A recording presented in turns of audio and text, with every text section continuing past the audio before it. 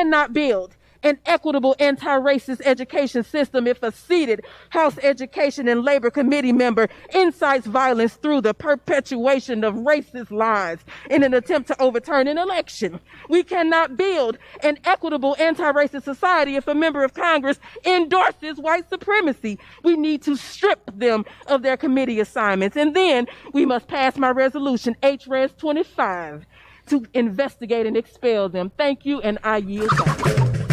Boom! Cori Bush just keeps on giving. Hey everybody, it is Friday, February 5th, 2021. Welcome to Raging Chicken's Out to Coot podcast. Yes, this is Kevin Mahoney, editor and founder of Raging Chicken Press. Each week I talk to our unemployed Trump staffer, Sean Kitchen, about the good, the bad, and the ugly in state and national politics. Welcome to the show, everybody. Welcome, everybody joining us on YouTube. Make sure you hit that subscribe button, smash that kind of little bell so you get that notification every time we go live. Yes, indeed. I'm loving the live broadcast, I got to say. On today's show, on an Instagram live broadcast Monday night, Alexandria Ocasio-Cortez told the world in detail about her harrowing experiences during the Capitol insurrection. She also let everybody know that she has been a survivor of sexual assault. And I don't know if you watched the video, everybody, but it was wrenching. 11 House Republicans join all House Democrats in stripping QAnon Representative Marjorie Taylor Greene of her committee roles, as you heard Cori Bush's commentary in the intro today. Senate Democrats pass a budget bill in the wee hours of the morning, paving the way for the passing Biden's $1.9 trillion coronavirus relief package. They're going to be able to do that now through reconciliation because of what they passed overnight. It's got to go back to the House, and then here we go. The bill was passed only after Vice President Kamala Harris cast a tie-breaking vote, proving that Democrats are willing to go big here. This is pretty good. Joe Biden fired all 10 members of the Federal Services Impasse Panel this week. The FSIP is a labor panel that settles federal labor disputes between public unions and the different federal agencies. But under Trump, the panel was stacked with Koch brother operatives and used to break federal sector unions. Once again, boom! There's other kind of cool news, too. There's some labor is pressuring, I didn't put this in notes, but is pressuring the Biden administration right now to get behind and support the workers who are organizing a union down in Amazon. So, and cool. The PRO Act. Yes, exactly. Yeah. We should talk. We gotta go. I want to do a show on some of this stuff soon. Anyways, Congressional Democrats are pushing Biden to cancel $50,000 in student loan debt. During the campaign, Biden says, yeah, he'd be up for cancel around $10,000, right? Student loan debt. But pressure is being led by Chuck Schumer. Chuck Schumer has got to have the concerns that he's going to get primaried. I'm telling you, because suddenly he's like active, right? He's come out of hiding and he's like now being active and assertive. Well, anyways, but pressure led by Chuck Schumer, Elizabeth Warren, Ilhan Omar, Ayana Pressley, Alma Adams, and Mondaire Jones seems to be having an effect. White House Press Secretary Jen Psaki tweeted, "Our team is reviewing whether there are any steps that he can take through executive action, and he would welcome the opportunity to sign a bill sent to him by Congress." Well, it just so happens, Jen Psaki and Joe Biden administration, that you should just head on over to the American Prospect, right, to their day one agenda, and they'll show you exactly how you have the authority to do precisely that. Why stop at 50,000? Just wipe it all. Go big or go home. That's how it goes. Speaking of the American Prospect, those good folks having a new executive action tracker on their website as part of their day one agenda project. Go check it out. It's really cool. You can track the executive actions, how they compare with some of the suggestions and some of the research that they had done. It's been pretty awesome. And over 1,100 Columbia University students have pledged to go on a tuition strike, saying they refuse to pay full tuition for all online classes. This is going to heat up. And this Super Bowl Sunday, General Motors will unveil their electrical vehicle line. Yes, there's a commercial already out with Will Ferrell challenging the Norwegians on electric vehicles. Anyways, GM said that they will eliminate all their combustion engine vehicles by 2035. We shall see. But man, I'll tell you, I'm looking forward to this. Today, a little closer to home, Governor Tom Wolf released his annual budget address on Wednesday. The governor called for an increase in the personal income tax and a tax credit program that will reduce taxes for 70% of working Pennsylvania families. He also called for the legalization of recreational cannabis use and the increase in the $15 an hour minimum wage. After the budget was released, Nikhil Saval released a response to Governor Wolf's budget, basically saying that the budget, quote, does much to move funding swiftly and equitably to those who need it most. But Saval wrote that the absence of a vigorous environmental protection to respond to the climate crisis and the budget's silence on dealing with the housing crisis, especially during the pandemic, represents, quote, 2 missed opportunities. Man, is he being generous and diplomatic in his language, let's say. Former Montgomery County District Attorney Bruce Castor has gone from political I can't say this word. Irrelevance. Irrelevance. I don't know why I always have trouble with this word. Irrelevance. To defending Donald Trump during the upcoming impeachment trial. Yes. Good old PA, man. We just keep on sending it, right? Pretty crazy. Anyways, Castor managed to burn every bridge possible while serving as the Montgomery County District Attorney and as the acting Attorney General of Pennsylvania. Congratulations, Bruce, I guess, And Kathy Bookvar steps down after a major screw-up that set back the fight for a constitutional amendment allowing abuse survivors access to justice. This is kind of like a story in, tragedy. I mean, I know Katie Muth has been out there livid about what's going on. And this is going to really set back this whole process by, they have to start the process all over again, basically. And good old Scott Perry's faculty instructor at the Army War College, penned an op-ed to the York Daily Record saying that he finds Perry's behavior troubling and calls on Perry to, quote, remove his name from any website that infers in any way that the Army War College considers him to be of the same stature as some of their more celebrated graduates. There you go. Cutting ties. And today's last call, White House Press Secretary Jen Psaki could not say what the future of the Space Force will be under the Biden administration. Wow, Space Force. She promised to get together with the point of contact with the Space Force for more information. The Space Force flag was waving during the inauguration, we should say, because remember, Space Force. Space Force.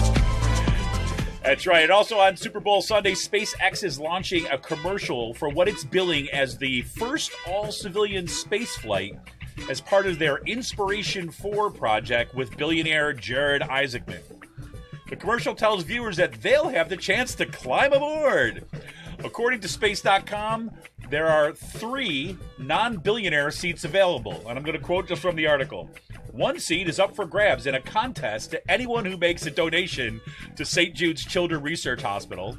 Another seat will go to a St. Jude's healthcare worker, and the third will go to the winner of an entrepreneur contest run by Isaacson's Swift for Shop. Now, you got those 3 folks in here with a bunch of billionaires going up there. Wouldn't you just love to be there for that conversation, right? I mean, it's just anyways, whatever. Like, what do you talk about? Just whatever. Anyways, in a major shift away from the Trump organization, Biden created a new role at NASA to prioritize Earth sciences to combat the climate crisis. The new Senior Climate Advisor position will report directly to NASA's administrator.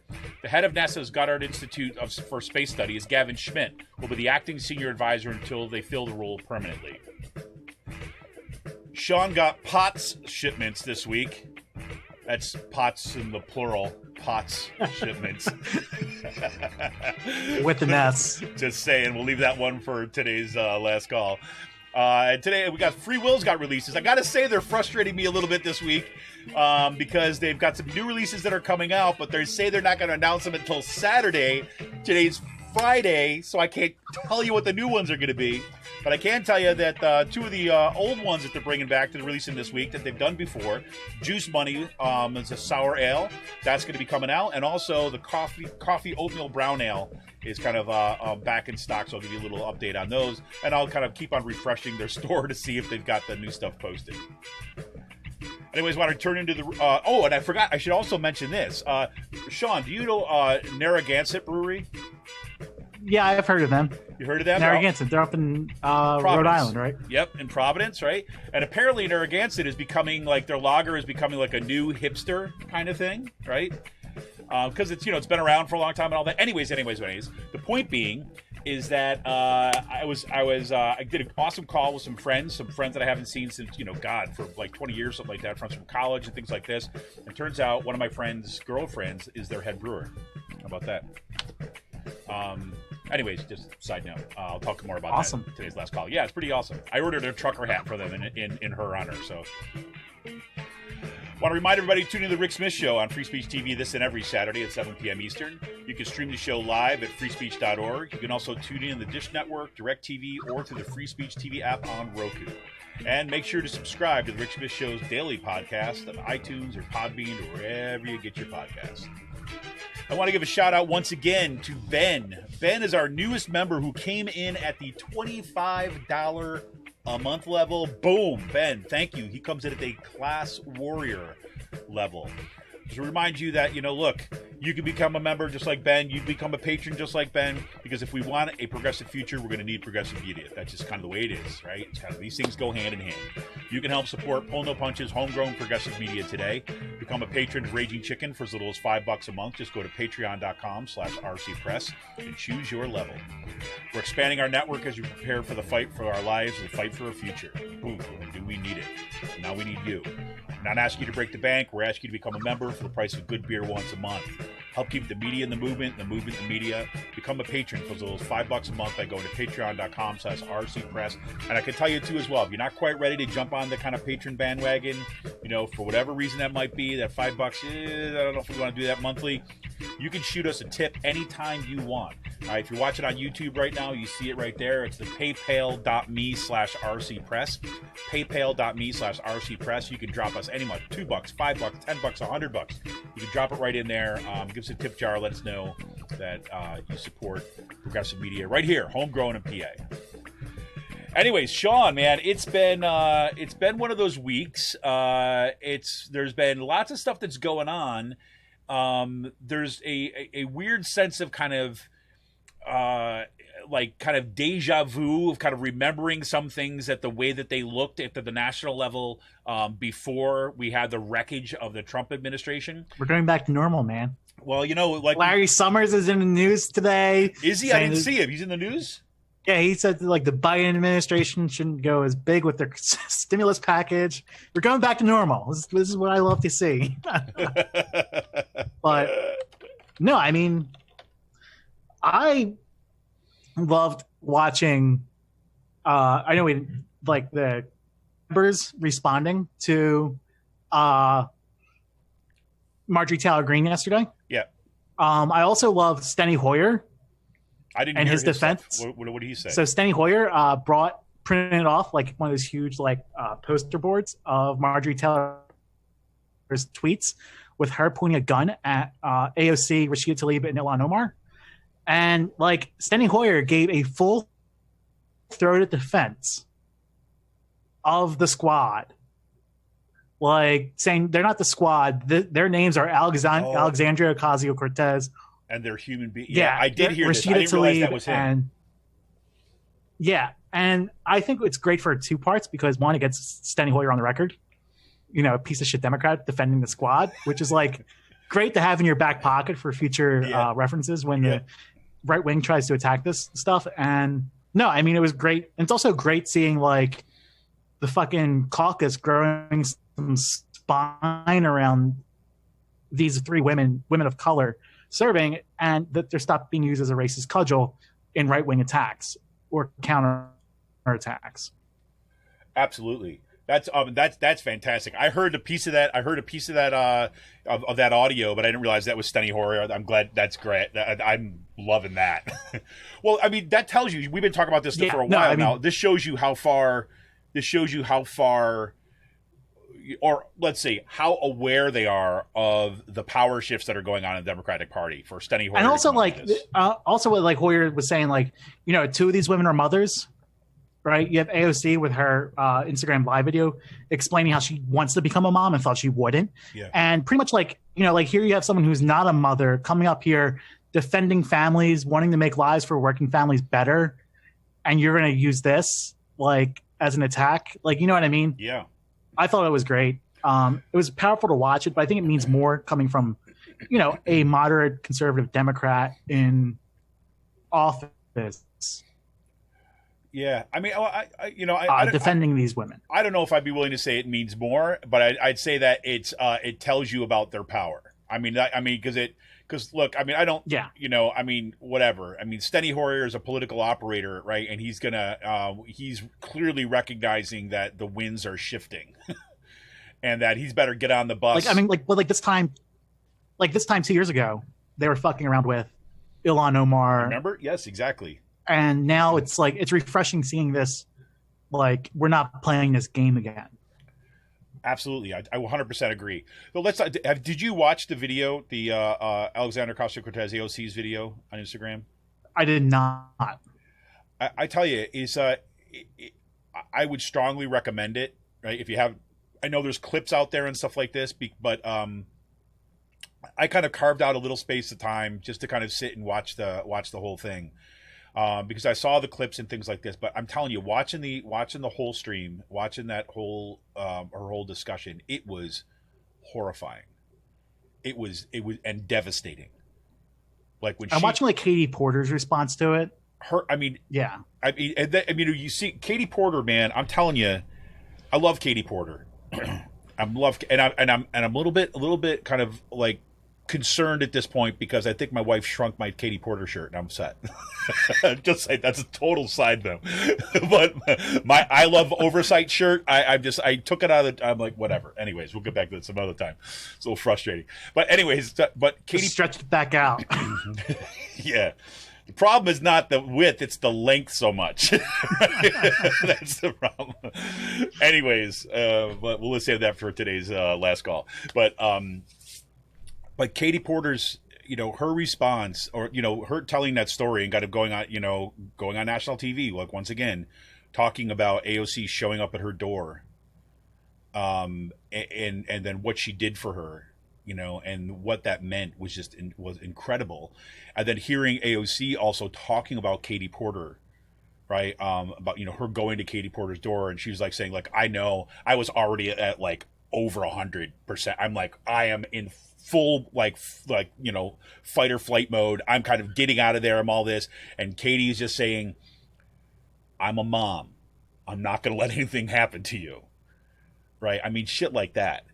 Yeah. Right. I mean, I didn't watch the video. I saw like the horrific responses people had. Like, I mean, like, I don't want to make this like connection, but like, I mean, like there was a point like when I was in Harrisburg, someone walked in my apartment 3 o'clock in the morning, mistakenly. Mm-hmm. And like, I gripped them up and realized within a few seconds, it was a mistake. Right. And, you know, they walked into the wrong apartment. I ended up falling asleep with my door open and someone walked in, you know, I dozed off and ended up waking up like 3 o'clock, and like waking up to that and you realize it's a mistake, but the trauma I've had for that, like lasted like almost 2 or 3 years. Mm. Just from something like that, like PTSD, like, and we can't really like downplay the trauma that people are going to face from this, like the insurrection and surviving this and the mental toll it's going to have on people for years. Like took me 2 or 3 years until I told someone about it. Like, yeah, you know, I can't believe this. Like this happened 2 years ago. It was a harmless thing, but I'm still waking up in the middle of the night, nightmares, can't sleep. My heart's racing, going back to that moment. Yeah. And, you know, one of my friends like, no, you're suffering from PTSD. Like that's like, so like, you know, like even something as small scale as that, like you can't downplay the trauma that like survivors have from other situations that are way worse than that, or from like people surviving this insurrection that, you know, was minutes away from turning into a slaughter. Well, I mean, this is what was potential. Yes, absolutely. And this is why I think the watching the video is so worthwhile, in part because she's clearly it's extraordinarily difficult for her to tell the story, for her to even come forward and tell kind of like, she's only told, she says in the video, only a few people before that she's a survivor. And then she's telling this and then recounting about what had happened and the scene that she describes of her in her bathroom, right? Literally like behind the door with people in the room, in the other room shouting, "Where is she? Where is she?" And she looks and she's telling the story. She's like, and I thought that was it. And she's like, I don't know how long that was. I don't know if it was a few seconds. I don't know if it was 30 seconds or several minutes. She's like, it was just amazing to see or to know how much can go through your mind in this really short period of time. And so all I thought at that point was like, this is how I die. This is it. And she was like, basically making her peace. She believes in God and stuff. Listening to Susan Wild speak. I didn't hear her one. Susan Wild spoke in front of a committee hearing, House Democratic committee hearing a couple weeks ago, policy committee, here in PA, and she was saying like her kids were calling her, telling her what was happening, like, "Are you going to die?" Like, and she didn't know like how to respond to that. Like, yep. Like, this is not like just an AOC. This is AOC story, but like there are other stories out there with other members of Congress, like getting through that. Like, well, even like Rashida Tlaib when she spoke on the floor, she wasn't there when it happened, and she starts when she got up to speak. She talks about her first day before she was even sworn in. She was getting specific death threats, right? And people calling with death threats against her son, right? By name. Right? And she's like, I hadn't even been sworn in yet. All I wanted to do was like to serve the people who allowed me to be what this is, to be in a place that's safe and that kind of respected who I was and kind of encouraged me. And I came here to do that, and I'm getting death threats. And it was like hearing the degree and the impact. Like, she talks about her. She was like, when I heard, when there was that whole week ahead of time, everybody knew. Like the Capitol Police knew that there was going to be a problem. There was AOC said there was representatives coming up to her and telling her to be careful even before that day. You got to be careful. You got to be careful because something's going to go down tomorrow. Something's going to go down tomorrow. So they went there knowing this, and when Rashida Tlaib heard some of this stuff, she's like, again, the trauma, the kind of like of receiving specific death threats to you on a continual basis, and they continue to ramp up, especially throughout the years in Trump, and now that with the launch of QAnon, she's been specifically targeted. Those stories and those women telling those stories of what that was like is just it's devastating. And so this was all part, of course, to the debate, quote unquote, about why Marjorie Taylor Greene should be stripped of her committee roles or assignments. And if you watch only the mainstream news, you watch only like network TV or something like this, it's somehow like, well, the Democrats are overreaching. This is what the Republicans are saying. The Democrats are overreaching. All right, they're trying an old playbook. And the power of those stories was basically saying, how can you simply try to plug what just happened into an old playbook and try to pretend that we're just going to move on and like this away. I was thinking about this yesterday. Over 200 Republicans voted against impeaching Donald Trump. Yep. 200 Republicans voted against stripping Marjorie Taylor Greene of her committee assignments. Yep. Like this is what the Republican Party is. This isn't Trump. This is where the Republican Party has been going for years. We've watched it up close here in Pennsylvania. This is what their Trumpism isn't a thing. No, these people are straight up fucking Nazis or Nazi sympathizers at this point. The conspiracies that Marjorie Taylor Greene and others, have been sharing, like Scott Perry and stuff like that, are parallel and reminiscent to the conspiracies that, the Nazis spread in Europe in the 1920s and 1930s in the lead up to World War II and the Holocaust. Like, these are, like, the Nazis weren't living in reality. Yeah, they were an evil force and they killed millions of people doing so. But, like, none of what they believed in was based in reality. Like, they thought, like, Aryans were the master race. Right. Like, this is the type of things, like, these are the dangerous these conspiracy theories are dangerous. These stuff about, like, Jewish laser beams, you know, like, and the Rothschilds and Soros. Like, this is like Elders of Zion type conspiracy theories that were responsible for the murders of millions of Jewish people. Like, these are this like, we have to really, like, look at these conspiracy theories that QAnon is spreading and that the Republicans are supporting and view them in that lens of, like, what the Nazis did in 1920 and 1930s. Like, these conspiracy theories are dangerous. Yes. They're going to get more people killed.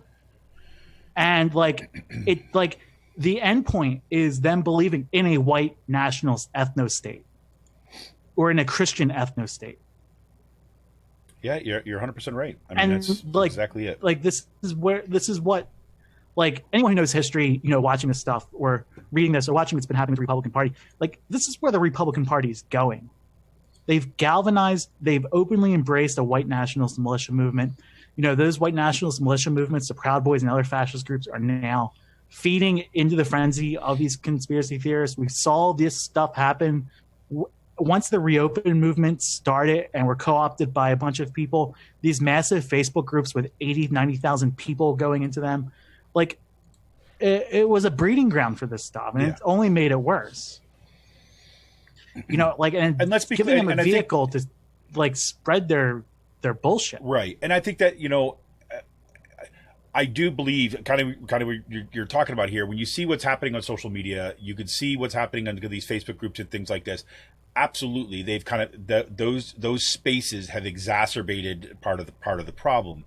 But we should always have our and also eye. It's like a 30 or 40 year movement by the right-wing media. This is my point, right? My point is this. My point is that by pointing to social media as the cause of this is simply is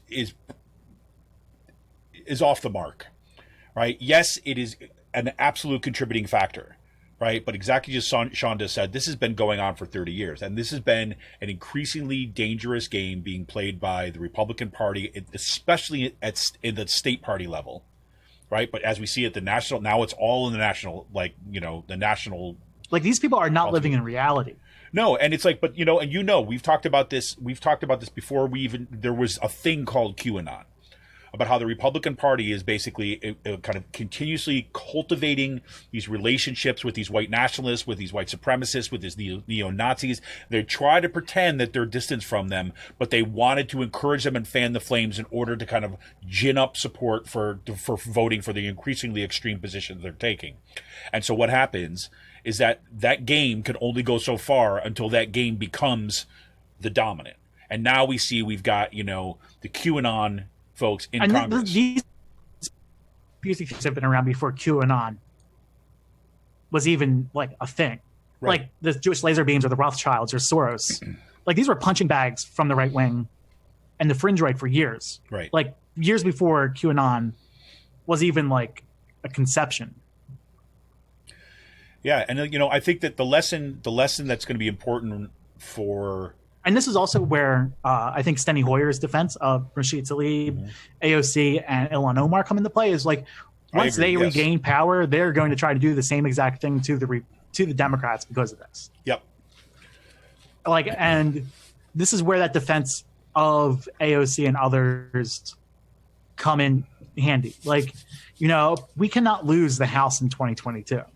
Like, we lose the House in 2022, it's all bets are off for the 2024 election. Totally. Like, they can do whatever the fuck they want to steal the election. Yep. If they control the House. Like, we have to really hunker in. Like, 2022 election midterms are going to be the most important elections of our lifetime.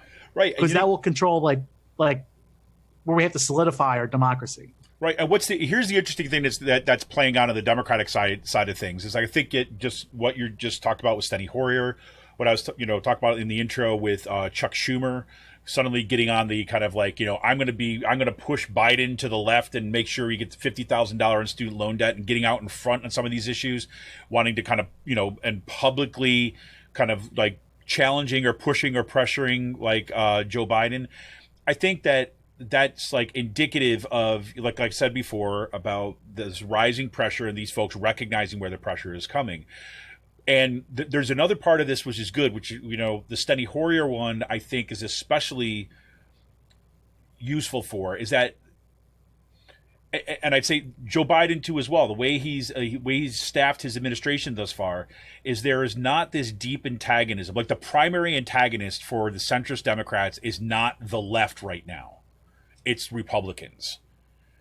And that is incredibly useful, because I think in somewhat by that defense, now that I'm so glad you told me that was Steny Hoyer, because that just kind of helps put a bunch of stuff into place.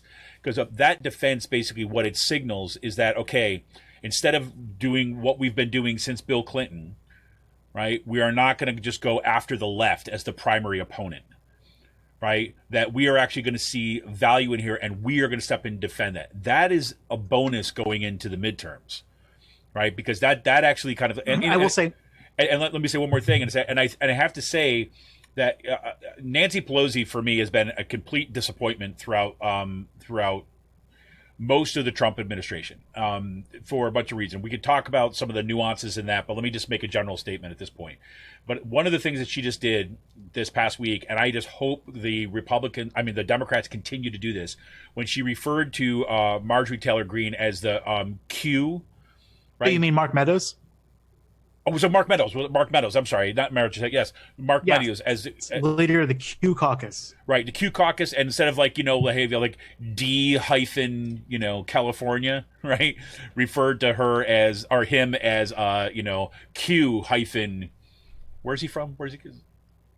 California, I think. I think it's California too. Yeah. And I think that moniker, right, being able to kind of talk about this QAnon people, right, or the ones who have supported and aided and abetted this whole insurrection, is to tag them with that, right, and just to tag them with that Q moniker every freaking time. That was a good move. And again, I mean, in the scheme of things, it's not much, but I think this vote of forcing her out for committees was really good. I don't know if the Democrats would have done that before. No, they would not have. But I mean, yo,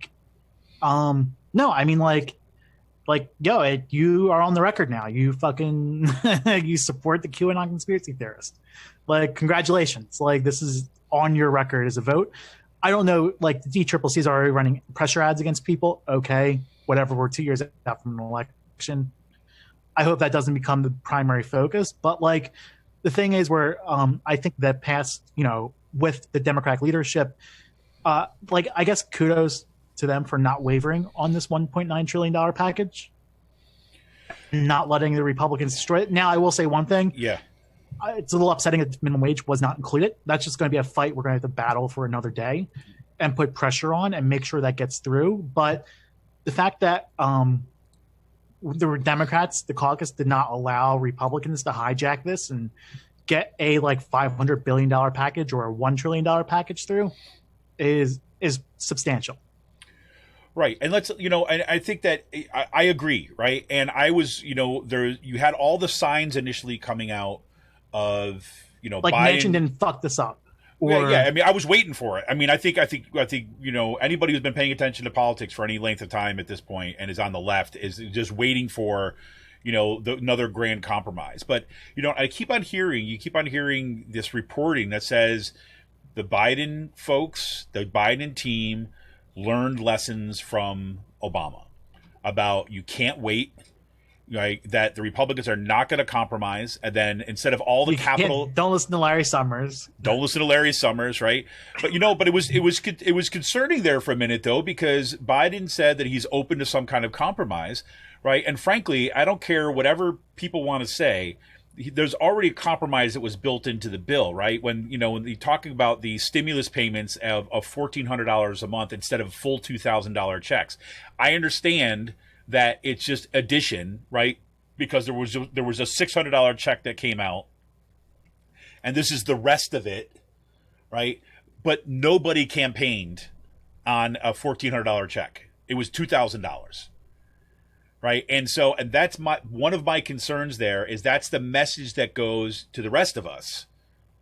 Right. That like, oh, OK, you're going to say this thing, but really you're going to go halfway. And then Manchin, this is where Manchin is just an absolute bastard. And some of these folks, even though I give them credit for holding together with the caucus for a bunch of stuff, but, working with Susan Collins in order to kind of means test more of these checks, right? Means test more of that stimulus package is like that is only going to hurt people.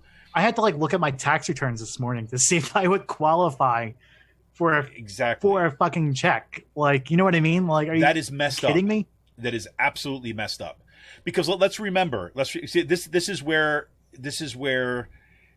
that logic from the 2008-2009 economic crash is kind of creeps back in. And I read this other article today, but it was the Chamber of Commerce is all over this, wanting to kind of limit who gets the stimulus check and so on, which in so many ways is completely messed up. It shows you that all the Chamber of Commerce cares about is driving down working conditions so much you keep the entire working class, right, in kind of in anxiety and stressed out because you have more compliant workers. That's what I believe at this point, because whatever. But so they've been pressuring it hard to kind of means test all this stuff. But when you think about it, that's the complete wrong issue. Because what this stimulus check does, let's just say, for example, right, that you didn't have to worry for a second, right? You didn't even have to think about this. You just knew the check was going to come, right? What's going to happen to that? You're going to use it.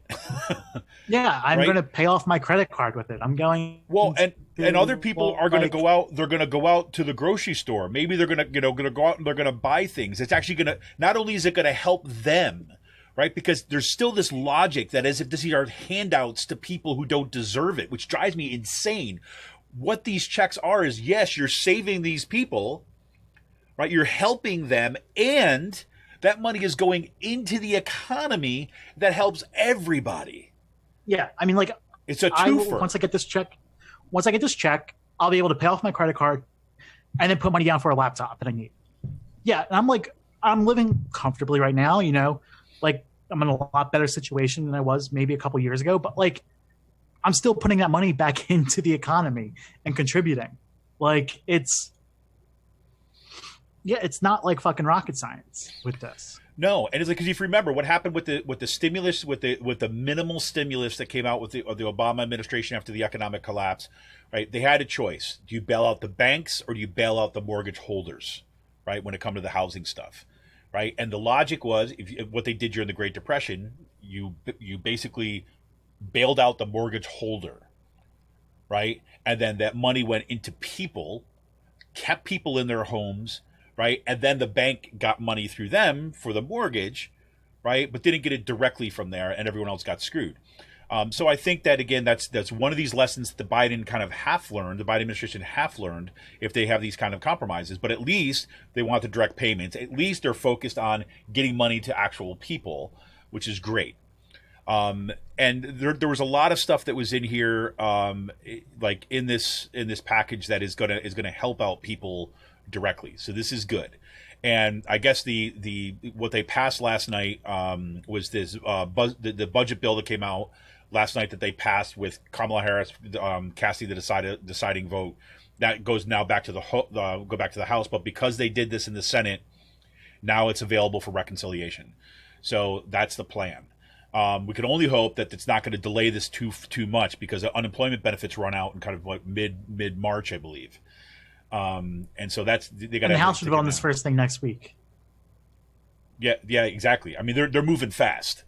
I mean, this is great. I mean, this is better. I'll admit it. I'll put hands down. This is better than I expected. Just in terms of the pace of the way things are moving. And no, I mean, Biden needs these victories up front and fast. Another thing Biden did this week, fired everyone on the Federal Services Impasse Panel. Well, he demanded the resignations of all 10 members, and 2 said no, and he fired. Federal Services Impasse Panel is one of these obscure government panels that we've been looking at for the past couple of years. Basically, they're an arbitration agent for the government.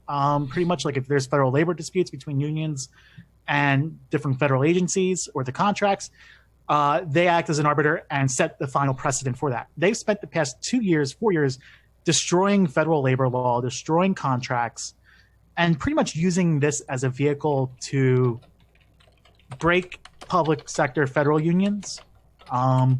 Within all the agencies, give them shitty contracts, and Trump had these people stacked with people from the Mackinac Center and the Fairness Center. Mackinac Center is from Michigan, and they're one of the leaders in the opt-out legislation that your public sector union members are seeing. The Fairness Center is a public sector law firm is a nonprofit law firm here in Pennsylvania. It does nothing but to You're breaking up. Unions with frivolous. I'm going to turn off my video. Yeah, here I'll throw up your.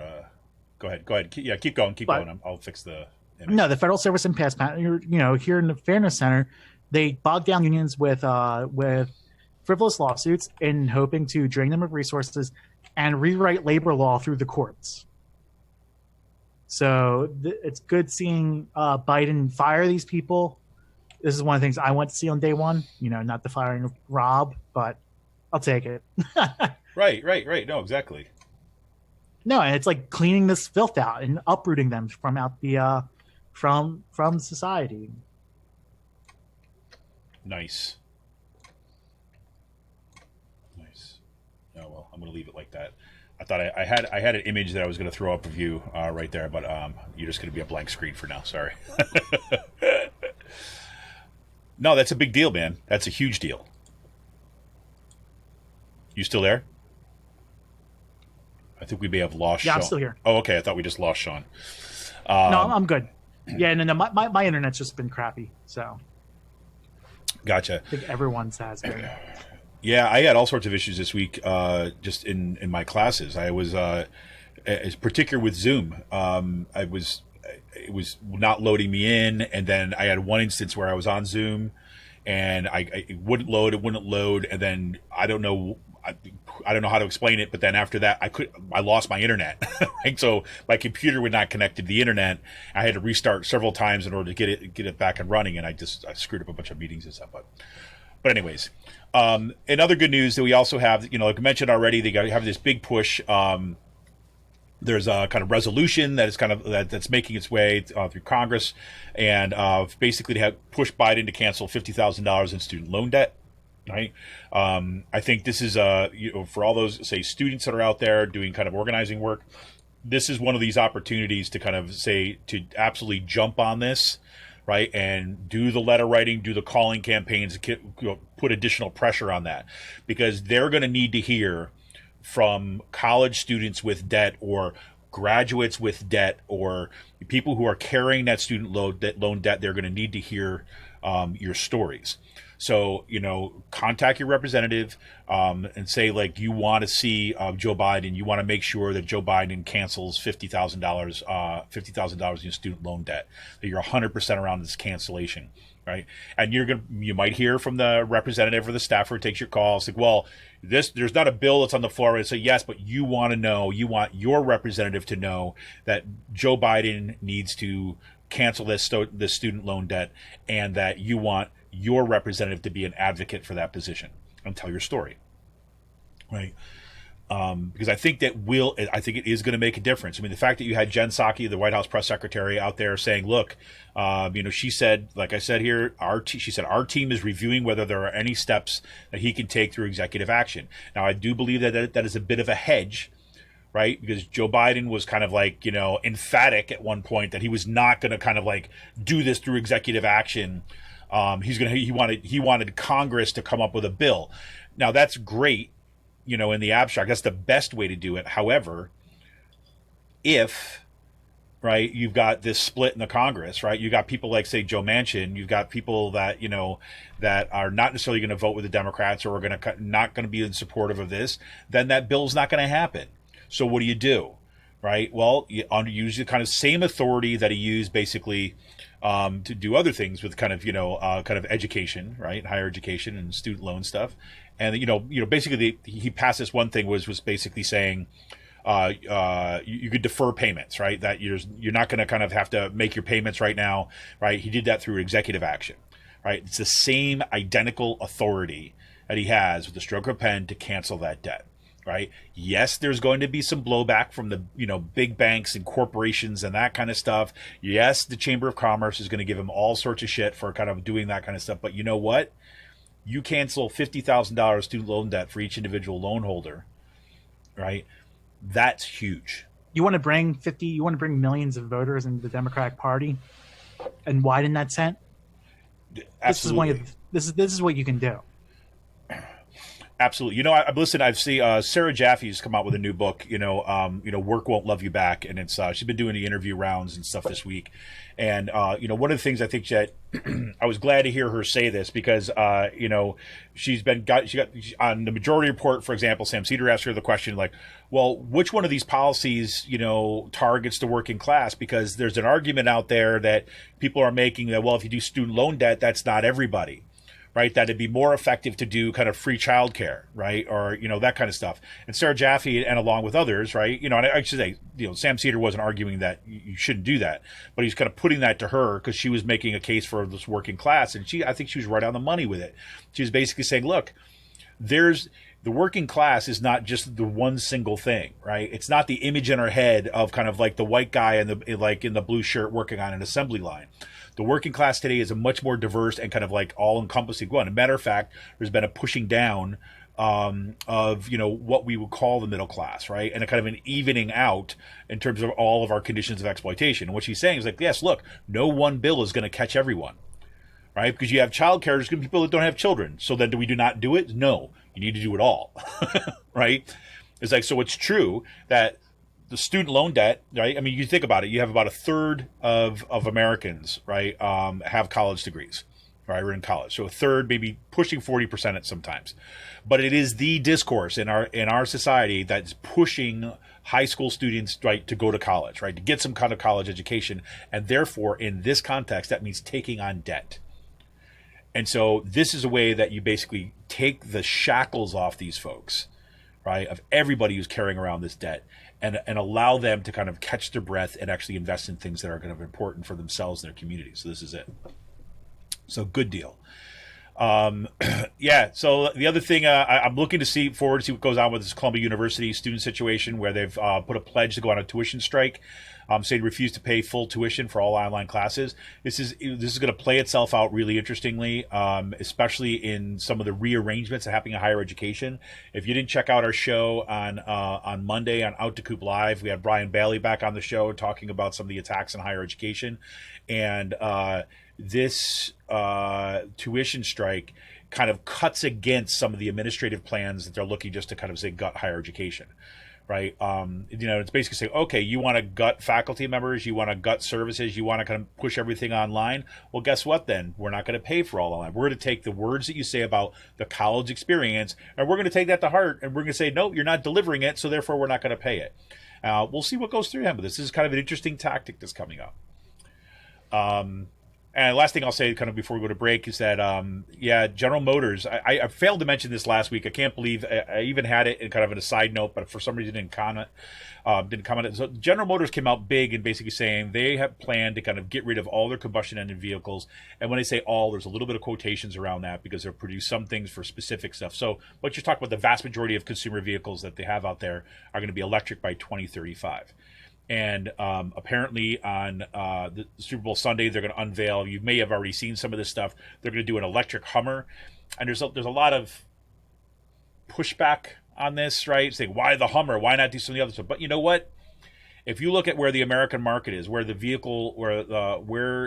majority of vehicles are bought, one of the most popular, for example, cars that are sold out there is the Ford F-150, right? That we have built in a culture of big trucks and aggressive trucks and all this kind of stuff. If GM is willing to go in and say we're going to make all these electric by 2035, and it's going to use the Hummer as a way of demonstrating you can have that kind of power or kind of like muscularity, whatever, in an electric vehicle, I do think that's going to make an impact, and a potentially huge impact. So they've got some commercials that'll be kind of unveiled on Super Bowl Sunday. You can check out the one by Will Ferrell right now. He basically goes out to kind of like, take on Norway because Norway has more electric vehicles in use than the United States and whatever. It's they're investing in this stuff. So that's going to be interesting to see what happens down the road. Still, we should always say, yes, as much as this is a huge step forward, what we really need is more public transportation, get away from the cars in general, but we'll leave that for another day. I will say I am starting to look at a car myself. I'm not planning on getting one until like the summertime or after I come back from vacation. Yep. But I like the lineup that Chevy's been putting out. Yeah. My dad has a Chevy Trax, which is a compact SUV. Yep. Sort of car, and it still has like 40 miles to the gallon on the highway, and like it's a very fuel efficient car, so that's really nice. I think. Side note, that's what I'm looking at buying. There you go. A used like Chevy Trax, but it's amazing how we in this country we never struck that balance of creating fuel efficient SUVs, like hybrid SUVs, to meet that demand. Yep. It never. And we did the reverse of it too, right? I mean, we kind of like, we like poo-pooed the electric stuff, right? And kind of like geared up on the kind of like the big, fucking just tripled down on like the F-150 and the F-250s and stuff that's just completely unnecessary for fucking people to be having. I'm sorry, but like I spent a summer driving an F-350 and F-150 around because for work reasons, like when I was working at LaSalle University, there's no need for people to have a fucking F-150 if you're not using it for work reasons. It's just a status symbol at that point. Well, that's absolutely true, right? And we should say, I mean, I'll say it at least, as the F-150 is a freaking awesome truck. There's no doubt about it. It's great.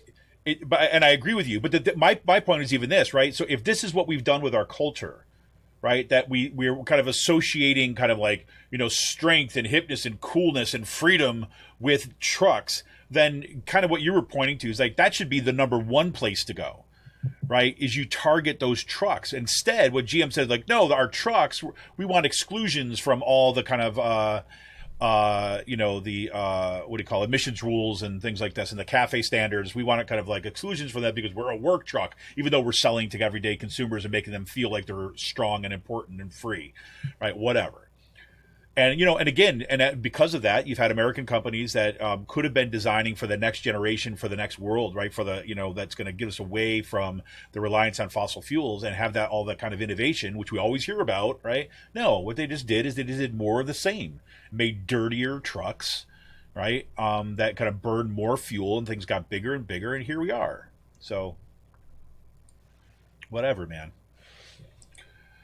Crazy. On that note, though, I have to say, on the electric note, after the snow for this week. So if you're tuning in the podcast, you're not watching the YouTube right now. I've got my little peanut snow wall like thing back in the back because I love the snow so much, and it snowed and I'm so happy about the snow. It's made me extraordinarily happy, but it also made me a little sad this week because I realized that I'm getting old, right? And shoveling 3 times a day heavy wet snow is not doing well on my body. Right? So what's that? I enjoyed the snow. So I enjoyed it. I stayed in my apartment, ate some edibles. There you go. And did some cooking. Well, yeah. No, so we like, on Monday we shoveled 3 times. I should wait this for the last call, but I'll say it now so I'm here. Shoveled 3 times, but we have some kind of older neighbors, right? So we're shoveling their walks and stuff like this too as well. And so I broke down and I bought a snowblower, right? It is a all electric snowblower. It is nice. A rechargeable. So I have my lawnmower is like an Eagle lawnmower. It's got a rechargeable battery thing, and the thing is freaking amazing. It's like the best lawnmower I've ever had, right? Roxbury has a rechargeable leaf blower. Uh-huh. And he said it's one of the best things that he has. Like, hands down. No emissions. Like there's not a lot of sound to it. You're not breathing in noxious gases and fumes and shit like that. Absolutely. I mean, I have the same brand kind of Ego. So if there's anybody who's works for Ego out there and he wants to sponsor this show, I would gladly take it because I love the freaking products. But whatever. They have the great batteries, excellent power. I also got my trimmer is that. And they started a few years back. They started messing around with doing a snowblower because that's you're talking about a heavier load and stuff. And they have one. It actually they've done all these tests on it. It competes like evenly, right, if not better than some of the kind of combustion engine ones. So anyways, I went electric on that. I've never owned a snowblower in my life, right? Although I did come from Central New York where there were snowblowers everywhere. But I was always like, a shoveling snob. I would always get out there and shovel no matter what. Even like my stepfather eventually bought one. I was like, no, I'll shovel it. It's like, Central New York snowbelt thing, but my body's breaking down. So, so here we go. So I'm on the electric trip. That's all I'm saying. And it's going to help me out doing the neighbor, because that's what I love, being out in the snow, and I'll just do the sidewalks, right? Do my neighbor's sidewalks, do my neighbor's things like that. That'll be a lot of fun. So that's my big purchase, but I spoiled it for the today's last call. But anyways, anything else before we head into break? No, it's pretty much it. All right, good. All right, this is Kevin Mahoney, editor and founder of Raging Chicken. Want to remind you that you become a patron of Raging Chicken for as little as $5 a month. Just go to patreon.com/rcpress. And if you want, you can drop us a little tip in our tip jar right here today by going to paypal.me/rcpress. That's paypal.me/rcpress. Little as $5 a month. But if you're there, do the paypal.me, it could be $2, it could be $5. Could be $100 if you want. You just got it. That's sitting around burning a hole in your pocket. You can do that for us. But more importantly, what I'd like you to do too, one thing you can do for us, regardless of whether you become a patron or not, is that you hit that subscribe button on our YouTube channel. You make sure that you hit the bell so you're alerted every time we go live, and share it with your friends and let them know about the show, so they could come on too as well. If you're subscribing to our podcast, make sure that you're going to iTunes. Make sure you leave us that 5-star review. Leave us a little comments. Leave us that. That helps other people see us and find our show. Right, the more that you can do and help distributing the world out there, right, sending it out with your circle of friends, letting them know the shows are up there. The more that you can do that, the more that helps support this show right here. Lets other people find it and we bring it in. All right, it's Kevin Mahoney, editor and founder of Raging Chicken. We'll be right back after this quick break.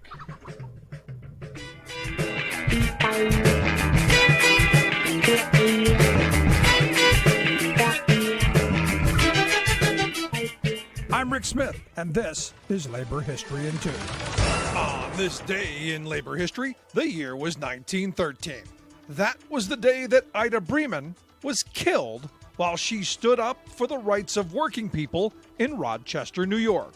Ida was born in Russia to a Jewish family. She came to the United States fleeing persecution in her homeland. Her family came to Rochester because it was a thriving center of the U.S. garment industry. Seeking a better life, Ida's father joined the Brotherhood of Tailors. In January, garment workers in New York City had gone out on strike. Factory owners in the Big Apple decided to send work to Rochester in an effort to avoid the striking workers. Unions were forbidden in the Rochester garment industry. Union leaders from New York City came to Rochester, asking them to stand up against the factory owners. The workers in Rochester agreed to support the strike, but they wanted union recognition, the 8-hour day, and a pay raise. Ida and her father were among the first to walk off the job. Ida joined picketers in front of a sweatshop on Clifford Street. The picketers were there to protest the shop's workers who were not taking part in the strike. The shop owner, Valentine Sauter, fired a rifle into the crowd of picketers. Ida was struck by the boss's bullet and killed. She was only 18 years old.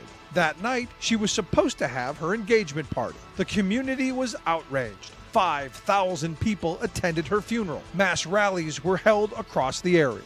While no one was ever held accountable for her death, Ida's murder became a rallying cry for the striking workers. They continued to fight until April, when they won the right to join a union. Labor History in 2 brought to you by the Illinois Labor History Society and The Rick Smith Show. For more information, go to laborhistoryin2.com, like us on Facebook, and follow us on the Twitters at Labor History in 2.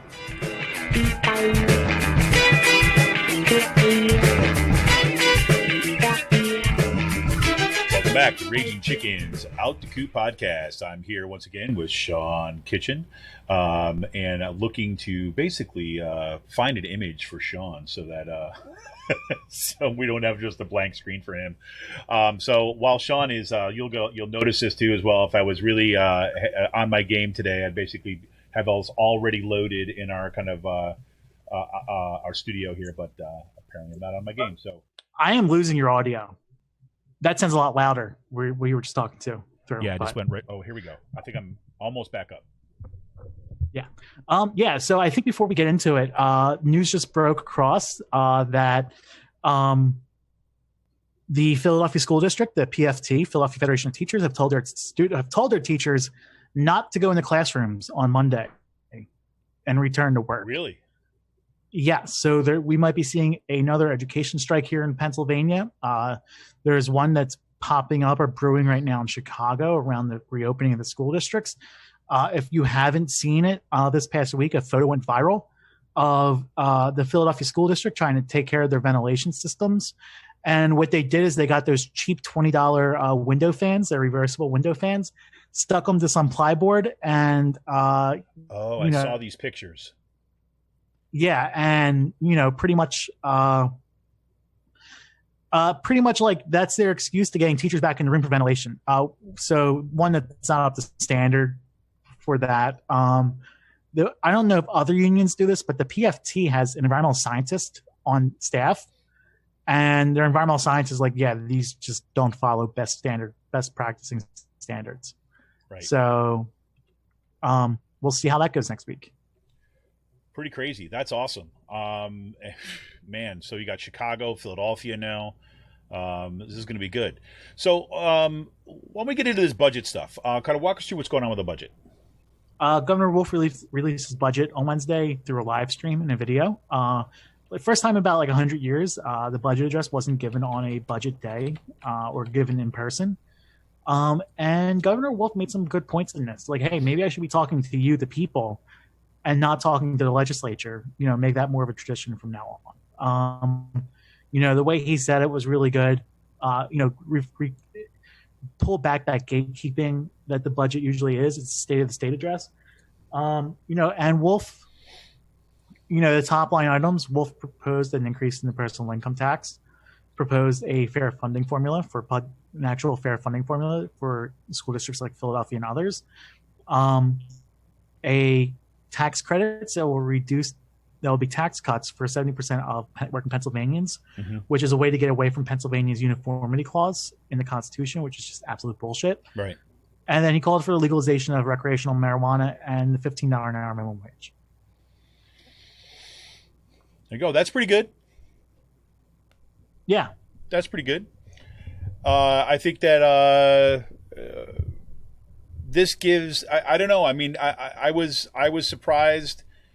I was surprised at the kind of duality of this. Is like those are all good things. And I hate to just focus on the negative. All right, I hate to do this, but let me ask you this: what is your sense about why there is nothing in there, or they're flat funding for the DEP, Department of Environmental Protection, and there's very little in the kind of the realm of, say, climate action? I mean, that really surprised the shit out of me. I mean, it seems like right now is the time to do this. I guess it's not really surprising for me. Okay. Given the governor's track record on fracking and oil and gas industry and the Democrats in this state, I don't think that they prioritize that stuff. They see Paris Accord climates as the gold standard, and that's it. So all they need to do is just they don't need to do anything at the state level. They just have to just follow what's happening nationally, and that's it. Yeah. Oh, well, that's really. I think there was some regional climate pacts, but I mean, I don't see. Well, anything. I know that they were. I mean, I know they say he was supportive of going ahead and continuing on that. That kind of the regional association they're talking about. I forget what it's called. I'm sorry, I just got distracted by my sound stuff here, so I'm just failing in my discussion. But definitely, that's good. I just was that was the one thing that kind of really stood out to me, and I was looking forward to see what they were going to do here. Excuse me. I thought we might see a little bit more of bold action on that. But I mean, on the labor end of stuff, on the actual money going to working families, about finally getting behind $15 minimum wage. I mean, that's a huge thing. So what's been the kind of the response to this so far? I mean, the intro talk about Nikhil Saval kind of coming out and basically being, and I chose him in part because, he's one of the new folks coming out kind of clear. He's a socialist. He's going to be, from the left, and it's part of that new group of folks that are coming in that are adding on to the progressive battalion that is growing on in the Pennsylvania legislature. And he was very, encouraged by a lot of what was in there was for working families, but had these kind of two drawbacks. I mean, has that been your sense of the way it's been received in at least the Democratic caucus? And what do you think is going to be happening? Yeah, I mean, you look at it. I mean, I think it takes realizing who's replacing these people and who they are replacing within the caucus. Uh-huh. Rick Krajewski placed Roebuck. Farnese was okay, but wasn't really banging the mantle on this stuff. Fiedler's from South Philly, where Pico or the where the oil and gas refineries are at, that went sky high a couple of years ago. The Democrats who were in office before them would be supporting these refinery jobs because they're building trades jobs, and would stop any, anything that went against them, because that's what the trades or the oil and gas industry wanted. And we now have another crop of Democrats who are saying, no, another world is possible, pretty much. Right. And I think it's replacing these old Democrats who, wanted the oil refinery in South Philly to blow up how many times it went, or to keep on emitting pollution or emitting toxins into the neighborhoods around it and the communities around it for jobs. And, we're seeing it with Summer Lee out in Western Pennsylvania, her in the Mon Valley, talking about U.S. Steel and the stuff that's been going on there and the emissions. And we're seeing it here. There's that new breed of Democrats coming into office that we should say, no, we have to stand up to these polluters, and we have to be more thoughtful of climate change. And I think that's what it's going to take in order to have a governmental administration in office to actually take this stuff seriously.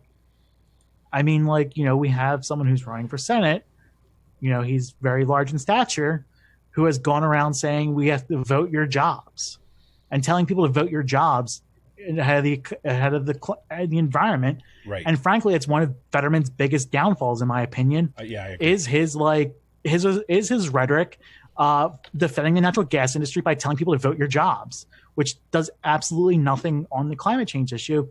And, the more people like Nikhil and Sarah Summer, Rick get into office, the more that attitude's going to change for the better.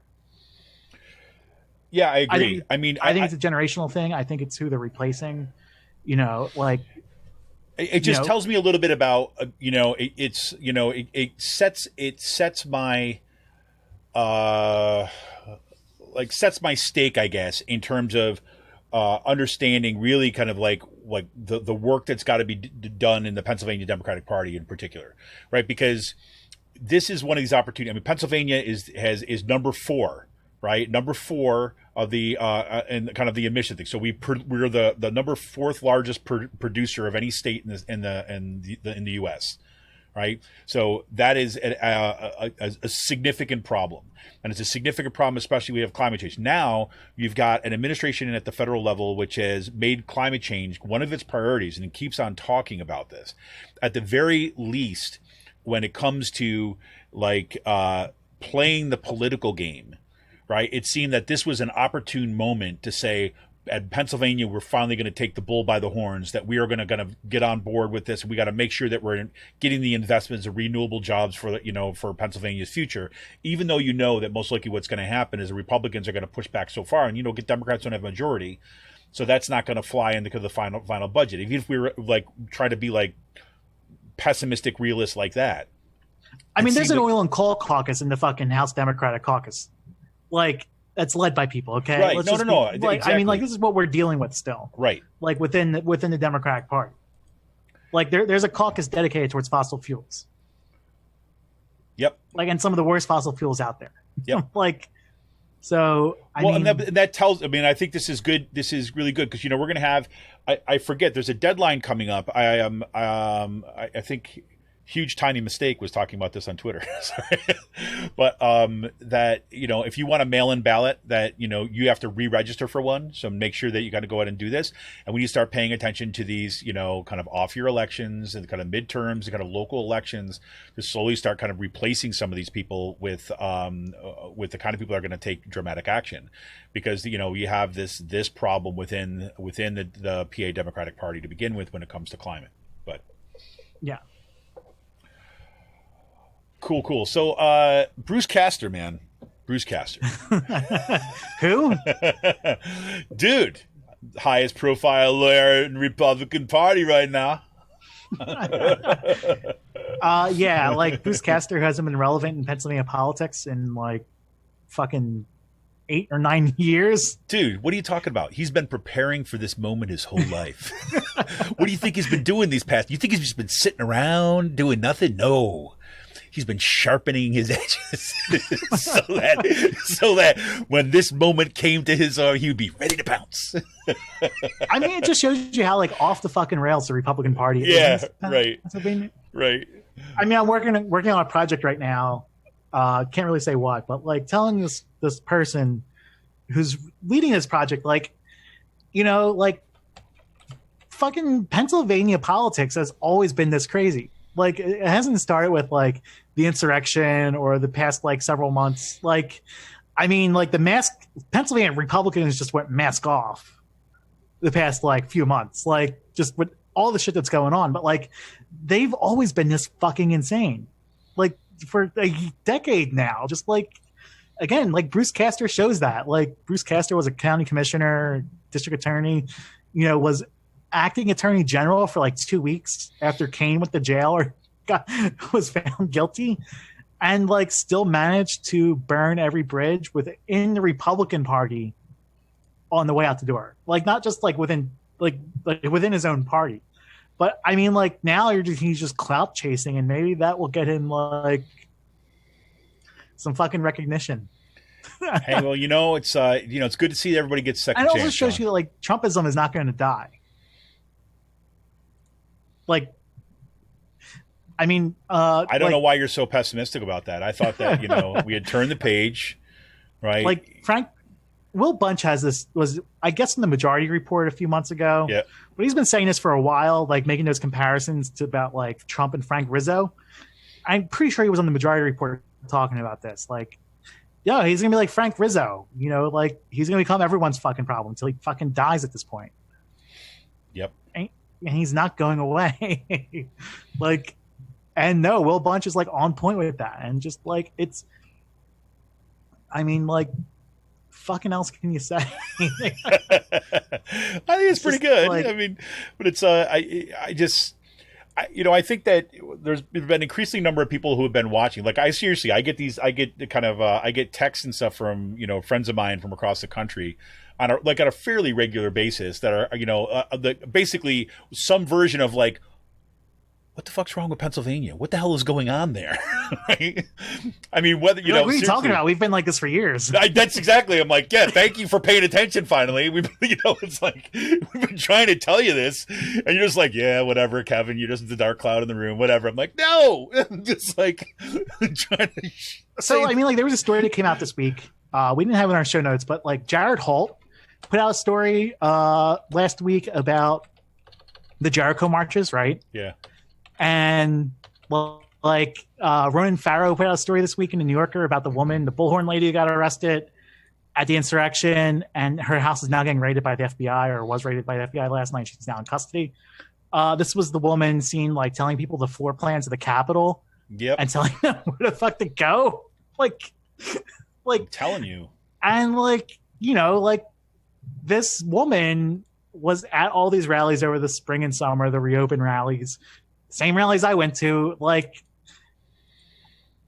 as an observer, we should be clear. Yeah, as an observer, it should like, be clear. I mean, I remember watching the fucking Jericho March day one start, like, and shit posting about these people on Twitter, like saying, "Look at it's like these people are like the fucking priest from Monty Python's Holy Grail, just banging themselves in the head, like the flagellants, like whipping themselves." like at the time, like, wow, these people are fucking crazy, but like they were the driving force behind the Christian nationalist coup that happened on January 6th. Like, and just like, yeah, I mean, like, it's awesome time being in Pennsylvania. It's just something. like it's yeah. I mean, like we really went mask off the past like 4 months with everything. Yeah, like literally, like you kind of like oxygen mask off, like whatever, everything off. Like Scott Perry, protective gear out the window, right? Yeah. Jim Jordan coming in and stop steel rallies, the reopen stuff,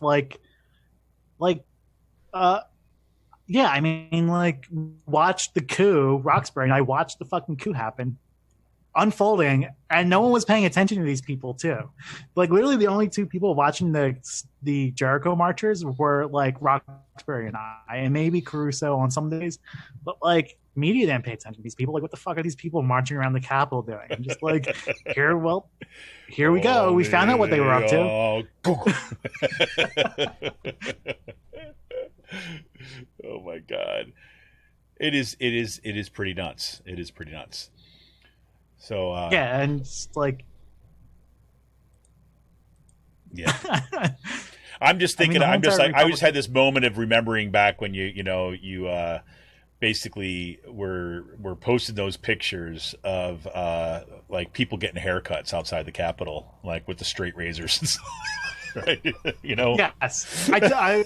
Yes. I mean, just like that just came flashing back in my mind, right? It's like, this is really.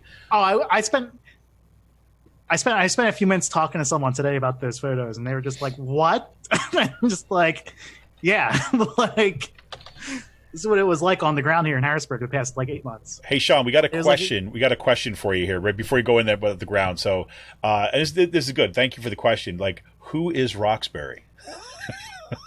So, would you like to tell people about who Roxbury is? Roxbury is someone who lives in Harrisburg. He's been here since like the 70s. Has a lot of wealth. Sources don't know how he got it. Great. You're gonna turn him into some kind of black ops character here or something like this? Really? he got a lot of money by buying and selling buildings in Harrisburg in the 80s and 90s. And he's the person who has the deck on State Street in front of the Capitol. And, like the MSNBC and NBC National rented out the deck for the week. So he runs his own media company, right? He basically has his own media company that he's been a media fixture, company. Yeah, he's like a fixture in the Capitol of somebody who basically goes and he's a gadfly. Yeah, and he films everything, right? He's got probably more footage of the happenings in Pennsylvania than anybody, right? Than that he's got. And he has this whole entire coup on video, like he has gigabytes of video from the past several months, all of the coup attempts and all the people that showed up in Harrisburg and speaking, and it's just like he can put together a multi-million-dollar documentary on Pennsylvania alone, like the footage that he has.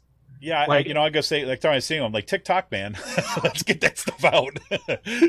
I would love to see that stuff get. But I mean, he has like videos of like, he ended up like walking onto one of the videos he has. I love watching.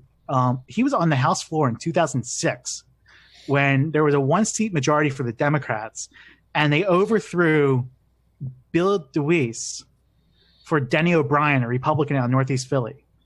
The Democrats didn't want DeWeese as their House Speaker and weren't going to vote for him. DeWeese was a speaker back in the 90s, and he was going to be speaker again in 2006, but instead, the Democrats, Josh Shapiro, staged a coup. They ousted DeWeese, and they all voted for. They got a couple of Republicans on board, and they all voted for Denny O'Brien. And Roxbury was somehow got on the House floor with his camera. They allowed him on, and he has like them like fucking yelling and screaming, and you got families on the House floor. You got people drunk. They're celebrating because it's swearing-in day. No one knew this was going to happen. And someone stood up, like Dale Leach said, was like, "I nominate Darryl Metcalf for House Speaker." like this stuff is like gold. And he's just like, they allowed me on. They thinking I was like, he was the Commonwealth employee. with his camera. So he has some awesome footage, like archives of stuff happening in Pennsylvania politics. Really, like no one else has. Someday, if someday, when long after Roxbury dies, all this footage is going to be sitting around and it's going to get left to somebody who's going to be like, holy crap. And they're going to make and they're going to make multiple series of Pennsylvania politics in the history. Because he's got all this footage. He has the Mike Stack interview press conference that was happening in his office the day the story broke of him, and literally had reporters who hate each other within the press pool demanding they answer that reporter's question, yelling at Mike Stack. He has Kathleen Kane getting shooed off the stage back in 2012, 2013. Yeah, he has all that stuff. And then he has Yeah, he should send it to Michael so much Moore. Shit on. Yeah, Nancy's saying he should just send it to Michael Moore and have Michael Moore do a whole thing on it. I mean, I love Michael Moore would do a great job in Pennsylvania, I have to say. I think he would do. He'd be the perfect character for it. I mean, this would be a Netflix documentary he can put together on this stuff. Oh my God! And Shanna says that her former campaign manager totaled his car. That's not good. Yeah, that was the first day he moved into Harrisburg. Does Roxbury have that on film? No, he ended up getting a Tesla after that, I think. So he went from having a Prius to a Tesla. There you go. Yeah. There you go. Well, all right. So let's now we got the Roxbury cleared up. I try to usually come in and kind of ask for that, but sometimes we get we get so win-win. Yeah. We get this, to give some of the background and stuff like that, but sometimes we get into the weeds and stuff like that. So I appreciate the question, Nancy, so we can clear that up for folks listening. So one of the things that happened this week in Pennsylvania, which is really, in my mind, tragic, right? Kathy Boockvar, she stepped down this week, right? So, she was the Secretary of State, right? And sorry. So basically, this has nothing to do with the elections either. Right, it's nothing to do with the elections. So there was basically it was going to be an initiative. There was going to be an amendment, a constitutional amendment that would have given plaintiffs of sexual abuse victims, would give them 2 years to file civil lawsuits. Right, the state laws would have required proposed amendments that had to first pass the state legislature during consecutive sessions before they are put directly to voters in a ballot initiative. So it's a lengthy process. And part of the process is you have to get advertisements in 2 county newspapers, or 2 county publications for each vote. I don't know if it's before or after the vote happens, but I think in some counties there were not any advertisements about this constitutional amendment being voted on, and therefore the process has had to start all over again. Right. And this was in relationship to the legislation that's been happening around the Catholic Church, Shapiro's grand jury reports, the abuse survivors, and stuff like that, opening up the windows for them to sue.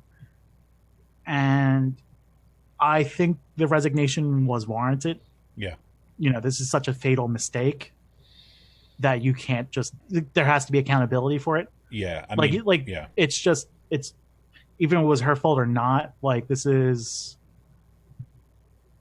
something that you had to have immediate and swift accountability over it. Right, and this is what Wolf came out and basically said. This is Wolf's words. Say the delay caused by this human error will be heartbreaking for thousands of survivors of childhood sexual assault, advocates, and legislators. And I joined the Department of State in apologizing to you. Kathy Boockvar apologized this, and I said I share your anger and frustration that this has happened, and I stand with you in your fight for justice.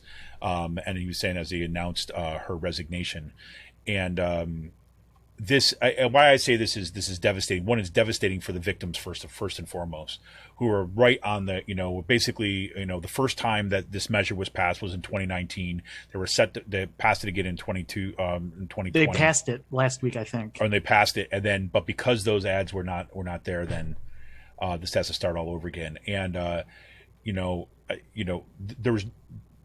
This is not an instance of someone doing something intentionally. It just is something of like really, really messing up, and having really bad, major consequences. I know Katie Muth has been livid this week, and insistent that we're getting right back on this, and there's no way we're going to let this go. I mean, like, I was at that press conference with Shapiro. Yeah.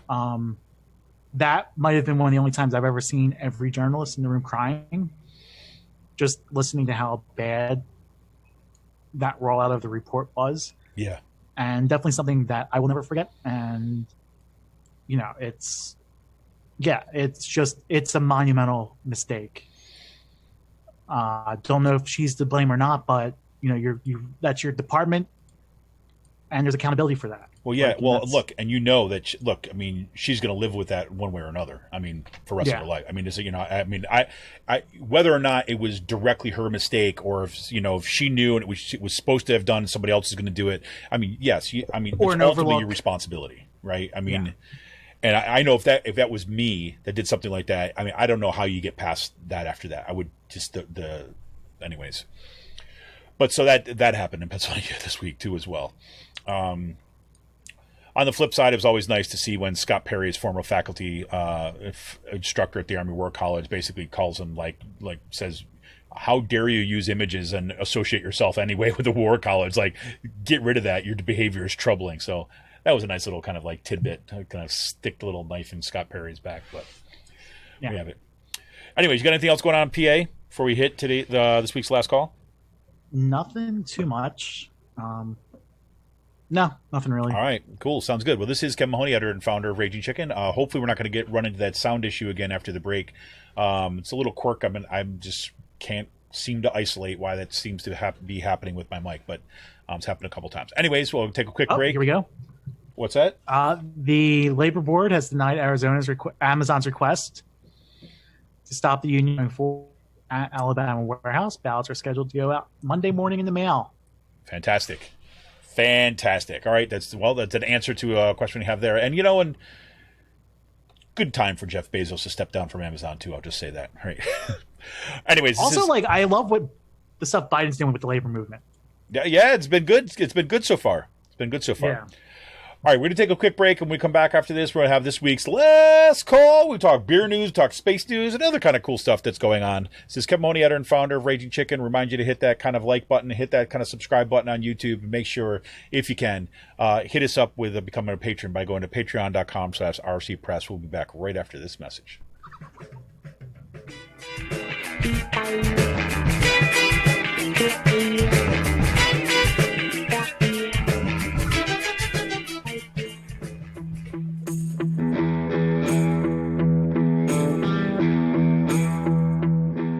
This is Kevin Mahoney, editor and founder of Raging Chicken Press. For the past 7 years, Raging Chicken Press has brought pull-no-punches, progressive reporting and commentary to the interwebs. Our long-form investigative pieces, stories that no-access journalist wants to touch, or rollicking weekly podcasts strive to advance progressive movements and perspectives rooted in the struggles happening across the country or down the street. We've broken national stories and caused our share of discomfort in the halls of power. If we want a progressive future, we need progressive media. And you can help support Pull No Punches, homegrown progressive media today. Become a member of Raging Chicken Press for as little as $5 a month. Simply go to patreon.com/rcpress and choose your membership level. We need to make sure to keep the movement in the media and the media in the movement. Best way you can do that is to become a member of Raging Chicken today by going to patreon.com/rcpress. Thank you for your energy, your encouragement, and your support. Keep up the fight.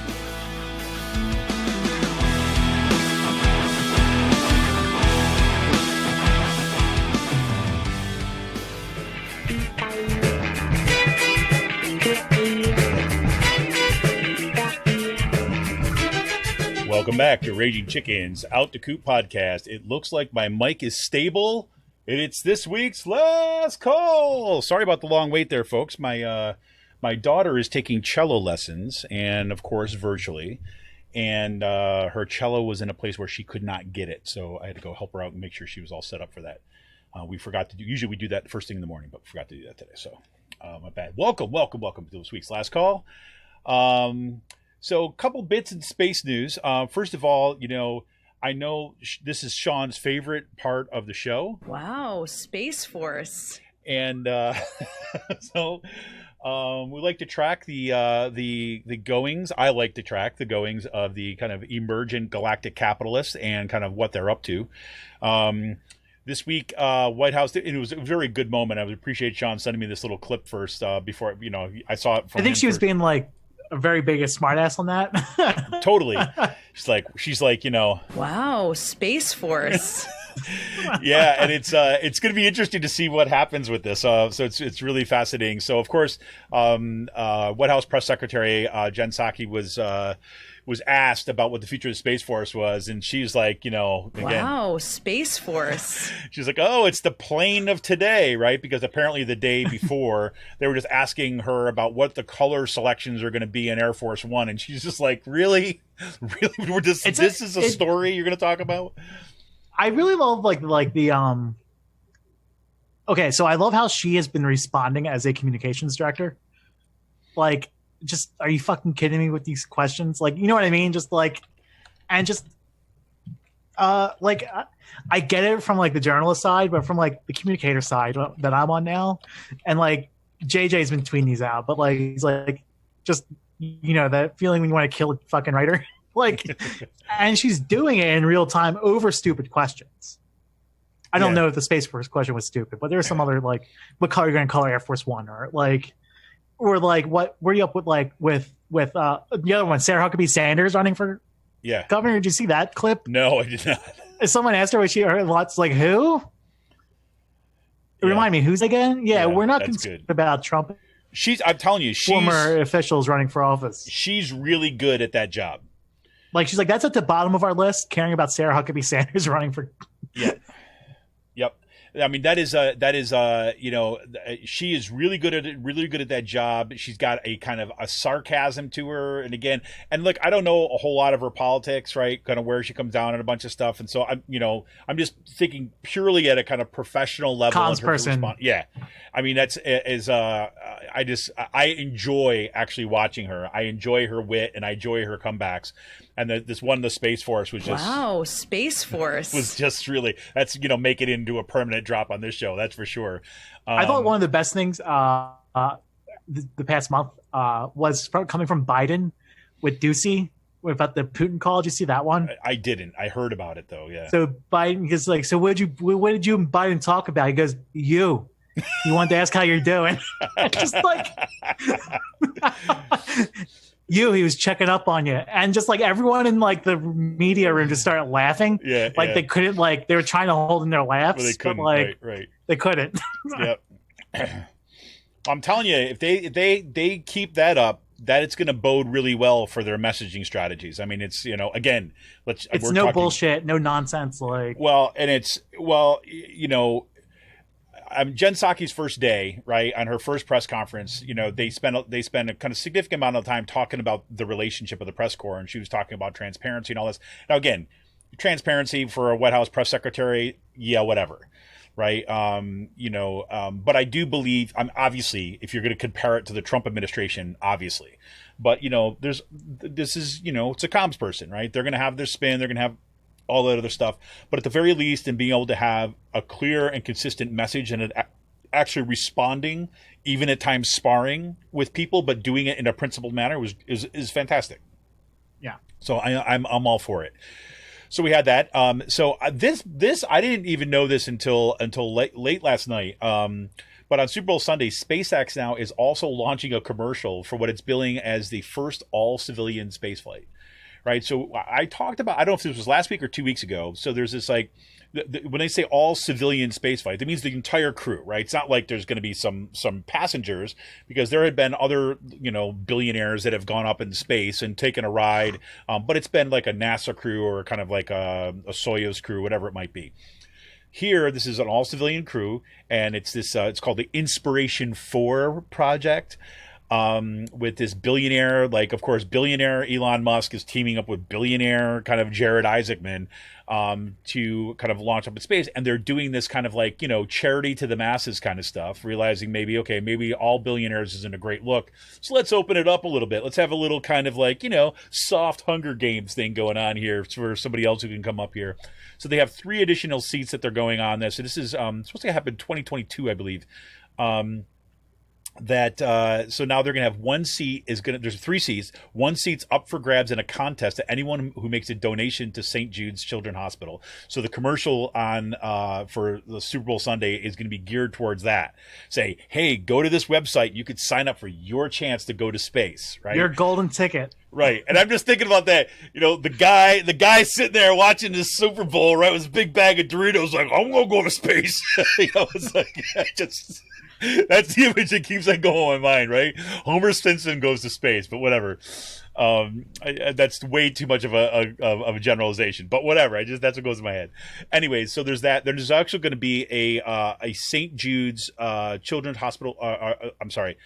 St. Jude's healthcare worker is going to get like in a raffle to go up to space.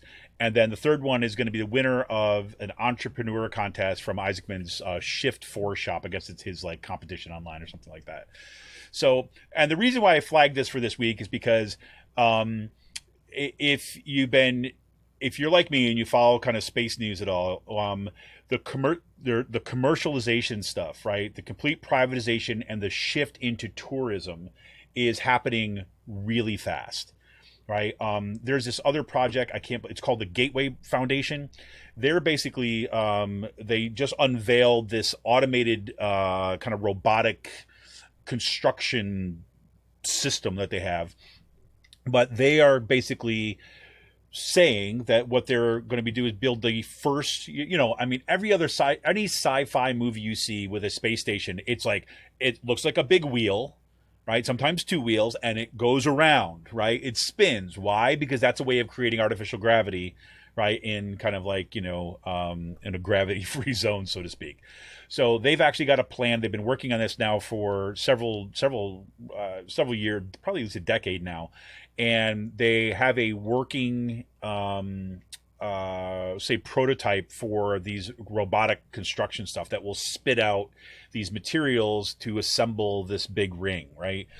And again, I understand how out there this all sounds and it's kind of sci-fi stuff and everything, but these people are serious, right? And we've allowed them to accumulate so much freaking money that it's nothing but their fantasy, right? I mean, this is what they're going to create, and there's going to be a little bit of a gold rush. I mean, I think that it's interesting right now that Jeff Bezos stepped down from Amazon, right? I mean, after he takes his enormous haul from his COVID spoils, right? And now he's going to step down from Amazon, right? And my guess is part of that, he's going to make that shift over to Blue Origin. Like Blue Origin, of course, is Jeff Bezos' space project, right? They just had kind of another test launch, which they are going on. And my guess is that's where he's going to put a bunch of his energy. So as you watch, as I watch some of these kind of personnel start to move around in this kind of space industry, there's other woman too as well. I forget her name right now. Cooper, I want to say her name. I'm not sure, but she's some sort of, yeah, exactly, Brian. Plague profiteering, exactly what Bezos did. But she basically runs these kind of managed like investment funds, right? It came up in one of these space things that I was reading. So, and she's kind of fairly well known, has been fairly successful in managing this fund, right? And they are launching a new one that is focused solely on the space industry, right? And so you start seeing these shifts happening all at the same time of people who are kind of literally betting on kind of the future of this particular industry. And then you have these billionaires who are going like full throttle. SpaceX now basically saying, okay, we're going to start launching this stuff, this commercial, this whatever, space tourism thing on our own, because we're not going to wait around for anyone else. Virgin Galactic is also kind of at its test flight looking for that kind of first round. They're starting to sign people up for that. We've reported on that in the show too as well. So we're seeing this massive move. So if you put this in the context of galactic capitalism, as I always try to kind of like, bring it back to that eventually when I'm not just having, fun talking about space stuff. you're talking about all this surplus capital that these people are holding, and they're looking for places to put it. If you know anything about capitalism, right, money's got to do something, right? And even if it's completely wasteful for all of humanity, right, this is kind of what they need to do. So we're going to start seeing more and more of this industry kind of build up.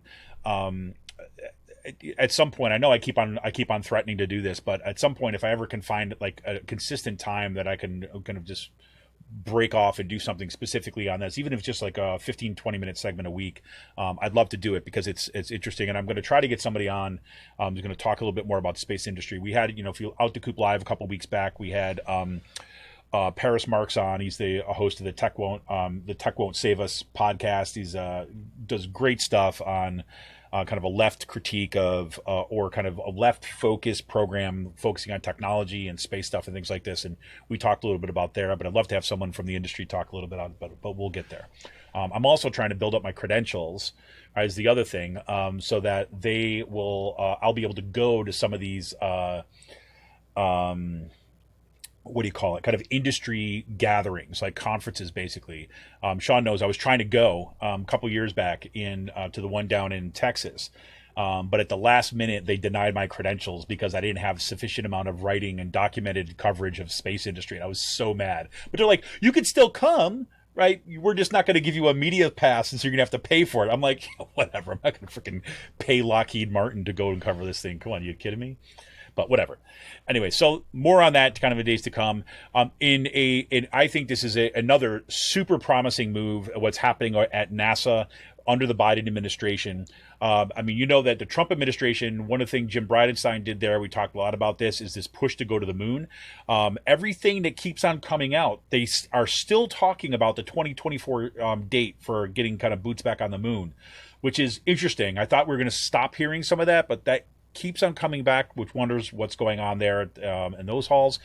But the more important part of this is like, because there's so many attacks were made in the Trump administration on climate change and environmental protection. That was true also in NASA, which NASA was basically, they put a huge throttle back on their climate science stuff. Well, Biden is basically saying, as part of the climate project, or kind of like the addressing climate change, they created this new role, which is going to prioritize earth sciences and climate crisis, right? And it's going to be called the Senior Climate Advisor position. It's going to report directly to the NASA administrator. So not like a low-level person paying attention to this, but someone who's going to be in there talking directly about what's happening here with climate and how to strategize and how to develop policy in order to kind of get this information out. So that is really good news. The guy who they said, this guy Gavin Schmidt, they put him at he's the acting, the acting climate advisor in there. They have to go through approval process and all that, but he right now is the head of NASA's Goddard Institute for Space Studies. So you've got solid scientists who's kind of focused on this stuff, does research in this area of climate. So this is going to be really good news as yet another tool in addressing kind of the climate crisis. Because let's remember, NASA is critical for kind of, say, climate change and the climate crisis, not just for, say, U.S. government policy, but it had long been one of the leaders of gathering information, right, and gathering kind of imaging, kind of and monitoring stuff for the globe, right? And now NASA is not the only one that does this, right? But they have significant investments in that Earth Science division, which had been, again, like I said, throttled back under the Trump administration. So this says, okay, joining the Paris Climate Accord, getting back at least with the rest of the world, and also kind of like retooling NASA, repositioning NASA once again to focus on the problem right in front of us, which I think is a good thing. So that's all I got for Space News this week. But I did want to say there was one other kind of big piece of news this week where Sean got some new pots. So I think we definitely need to give some time to that. So I will say that a really good piece came across, article I recommend. I just put on my Twitter account. Okay. It's called The Secret. It's Time published this yesterday. The Secret History of the Shadow Campaign that saved the 2020 election. Pretty much a lot of it talks about the Count Every Vote and Save Our Democracy rallies that we spent months planning on. Just us in Pennsylvania, we're talking about every week. And lead the election, and how, it was really the most stressful months of my life. Yeah. I mean, like, and the days after the election. So really good. Very cool. Congratulations. I'm going to read this afterwards. Thank you. A little pat on the back for that. There you go. Basically, just talks about the rallies I was shooting for here in Pennsylvania and talking about that stuff in a much larger scale. And how like people came out and said, fuck you, Donald Trump, after the election. But no, I mean, it talks about labor, the alliance between labor and business to go against Trump and stuff like that. So a whole lot of stuff. Very cool. Very cool. Well, you have to put that on the agenda for next week so we can kind of talk a little bit about the coverage. That'd be great. Yeah. So I got a couple pots in this week. I bought a Le Creuset. I guess that's pronouncing it correctly. A nice Sure. Le Creuset. A Le Creuset Dutch oven, 3.5 quart Dutch oven. I think it's called a sauteuse pan or a sauteuse. Really nice. Use that to cook with this week. Love it. Looking forward to using that to like make sauces and like chicken and stuff like that, and maybe even more. Who knows? And then I have a lasagna pan that came in finally. Spent months. Have you used the lasagna pan yet? No, I haven't. But I will be using it probably next week at some point. I'm making my bolognese sauce again this weekend. I'm going to cook that in my my sauteuse pot. But, looking forward to it. I never realized like how like Creuset became like a millennial fucking like status symbol until like someone mentioned it, and I'm like, I always thought it was just something my mom cooked. Like, you know what I mean? Yeah. So well, okay. So if I cooked with it. There's in I was gonna say I cooked with that. Yeah, go ahead. Sorry, I was gonna say I cooked with that pot a couple of times when I was home over the holidays, and loved it. And I told my mom, I'm going to buy like a sauteuse or a saucier pan, and it was going to be like a lodge. And she's just like, just spend the extra $100, get something that'll last you forever. Like at that point, so that's what I did. Very cool, very cool. So you're gonna make some visits to the Le Creuset outlet stores? Is that what you're gonna do? No, probably not. There's some good ones. There you go. Well, very good. I'm so glad that you are kind of cooking with gas once again, Sean, as the saying goes. That's very good. Some of the pictures, you got to say, if you get on Sean's lifestyle channel, it's not only do you get some great suggestions about clothing and some new hip footwear that's out there, but his pictures of some of his cooking are also great. So definitely should they? Yeah. It's definitely sign up for his. I am virtue signaling to people on social media that, hey, look, I'm got my shit together and I know how to cook. Yeah, no, it's great. No, but that's what I'm saying. Hopefully, my neighbors or people, Yeah, make sure that you just make sure that you just follow his lifestyle channel. It is exclusive to fleets, so you'll have to hop on that. Just kidding. No, but his Instagram account's got great stuff. No, it's on Instagram. Yeah, I know. I'm joking.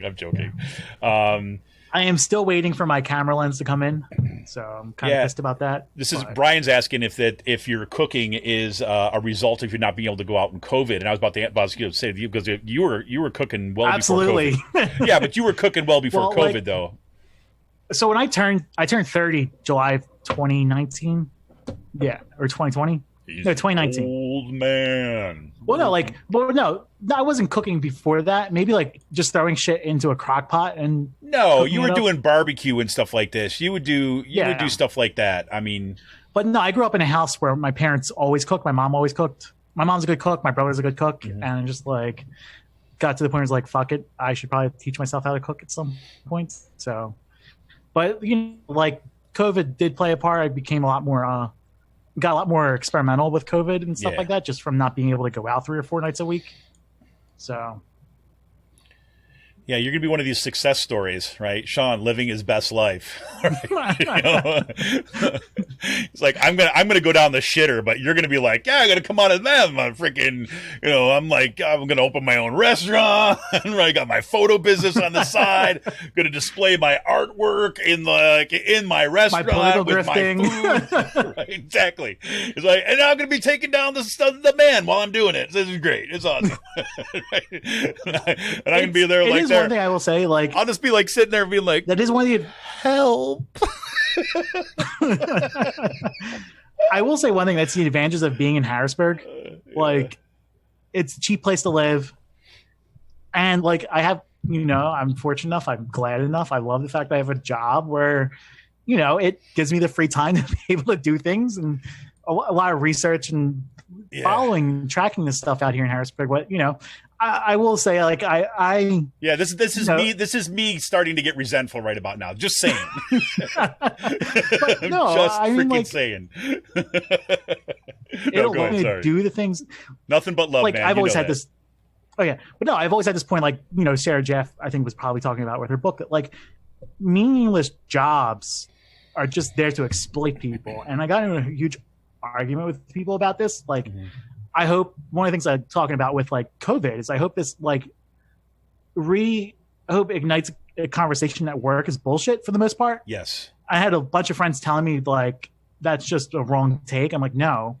Like, yeah, I have a hard work ethic and I'm glad to be doing things I want to do. But, like, people working bullshit jobs just for the fact of, like, being fulfilling in life is a horrible fucking take. And it just keeps us chained to this, like, I mean, like, I like the European attitude towards things, like a laissez, like a very laid back approach, and how, like, people hate, like, especially a lot of Americans hate that type of attitude. No, like, that's how we should be living and interacting. Like, yes, I'm doing what I want to do and I'm enjoying it. And, you know, got some awesome fucking things coming up here in Pennsylvania, but, like, I don't see my job as work. Like, you know what I mean? It's fulfilling and it's fun to do. Like, I don't know. Living the dream, man. I know. Totally.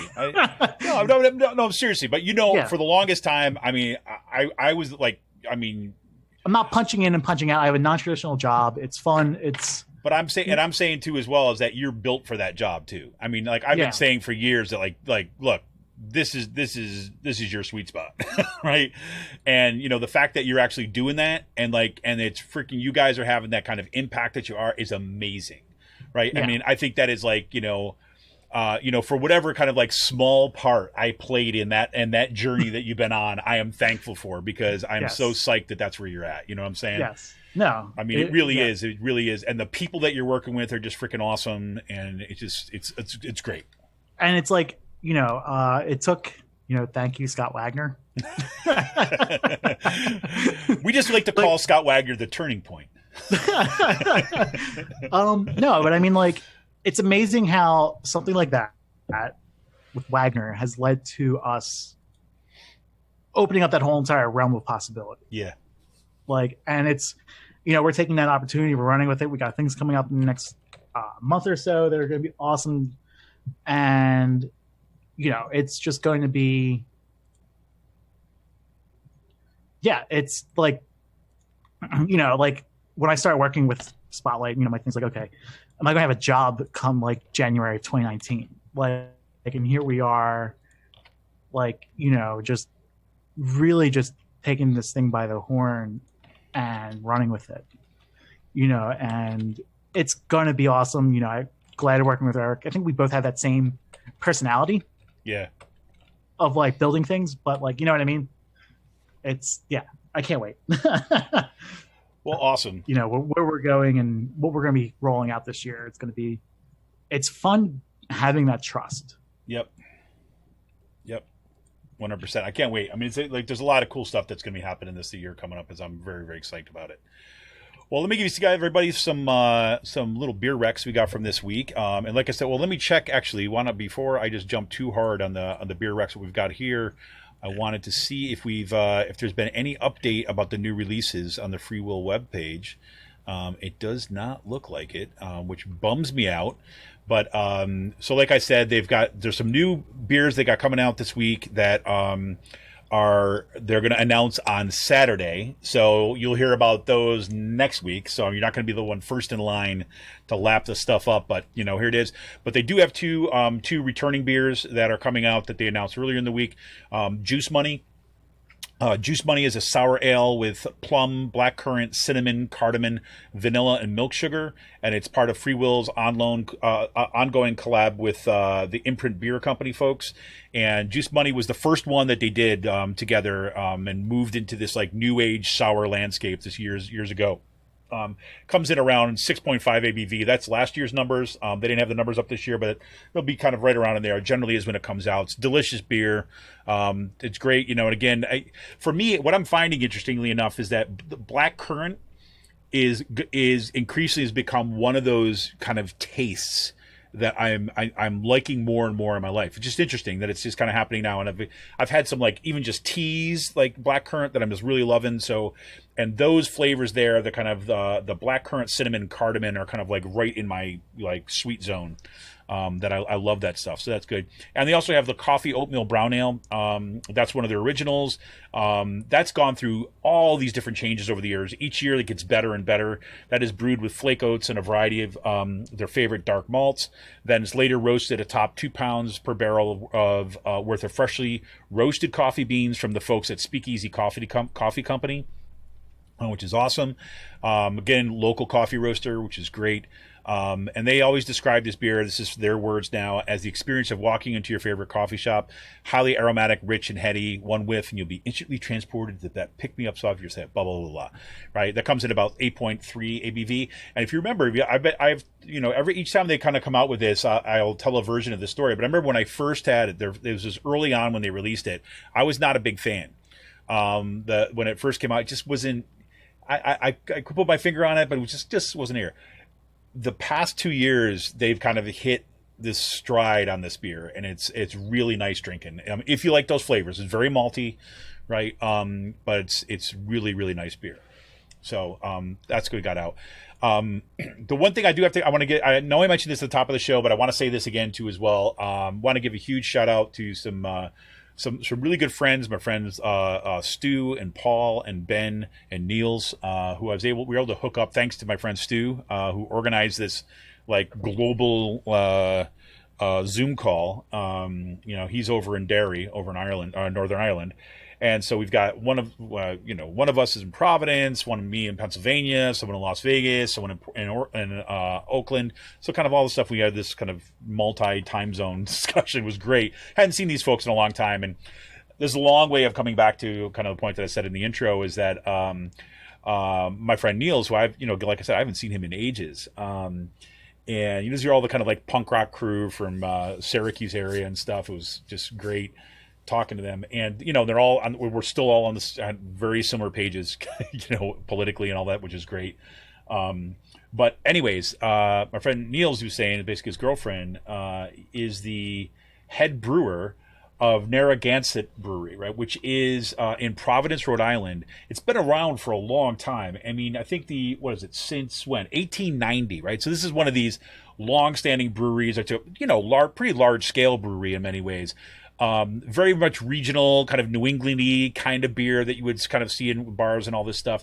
But I since have been learning, right, in our kind of discussion, so for whatever reason, this has been one of these beers that has been latched on by some hipster crews in some places where, instead of like, back in my old day, it was like PBR, Pabst Blue Ribbon, or Milwaukee's Best or something like this, which is like the cheap kind of go-to beer that had a slight hipster tinge to it. And then PBR came back, and there was that for a while. And Narragansett's lager is apparently one of these beers. But it's pretty cool. There are not many breweries in the country that their head brewery is a woman. They're, from everything that I've heard about the brewery, they're doing some really cool stuff. You're going to see me sporting one of their hats pretty soon, which I went and bought after I heard that, which is pretty good. So I want to give a shout out to them. And if you're looking to kind of try something new, kind of good drinking every day, they got a crazy amount of different beers. I don't believe that they deliver, but you're probably going to be able to find some version of those, especially in a decent beer store, kind of in the area. So So do check them out. And their aesthetic of their webpage is like total, like, you know, retro 50s kind of thing. It's just kind of fun. So anyways, that's my shout out to Narragansett Beer folks. And thanks to all my friends that I was able to talk to this week, which was pretty damn awesome. One thing we didn't talk about today, Sean, the snow. We didn't talk about the snow. And I'm very, very we talked about it early on. Oh, did we? Oh yeah, we did. I guess we did. I'm just very, oh yeah, I talked about the snowblower and stuff like that. That's right. But apparently there's supposed to be another round of snow coming, at least I don't know if you're going to get out there. We had snow this morning here. We have to have snow again on Sunday. So we shall see. Yeah, I don't think we're going to get that much. So we'll see. Yeah. Oh, crazy, man. You got anything else for the good of the order? Fun stuff for the weekend? Nothing too much. Nothing too much. Well, there you go. Well, hey, I want to thank everybody for tuning in, folks for hopping on our YouTube stream and everything. I want to remind everybody that, share it out with your friends. Let them know about this. Make sure you got that subscribe button hit. Make sure you got that bell hit to know that kind of every time we go live that you're going to get that little notification. They can turn us on in the background, kind of join in the conversation. It's fantastic. Thanks for all the comments today. I really appreciate it. I want to remind you that you can become a patron of this podcast and help support the work that we do. As little as $5 a month. Go to patreon.com/rcpress and become a patron today. If you're not kind of ready to become a patron, you don't want to, for whatever reason, you still want to throw something a little bit in our tip jar, just go to paypal.me/rcpress, paypal.me/rcpress, and you can kind of give us a little kind of contribution to help support the show in any amount that you want. But most off, always appreciate the support, and hope you guys have a good weekend. So Sean, man, good talking to you, and here's to a good week ahead, and let's keep it moving. Yep. There we go. Yep. Right. No, I'm reading over the story, so. Yeah, I figured. All right. Well, this is Kevin Mahoney, editor and founder of Raging Chicken. Thanks for everybody tuning in once again this week. We're going out once again with Jonathan Mann. That's Jonathan Mann with 2 N's. See ya!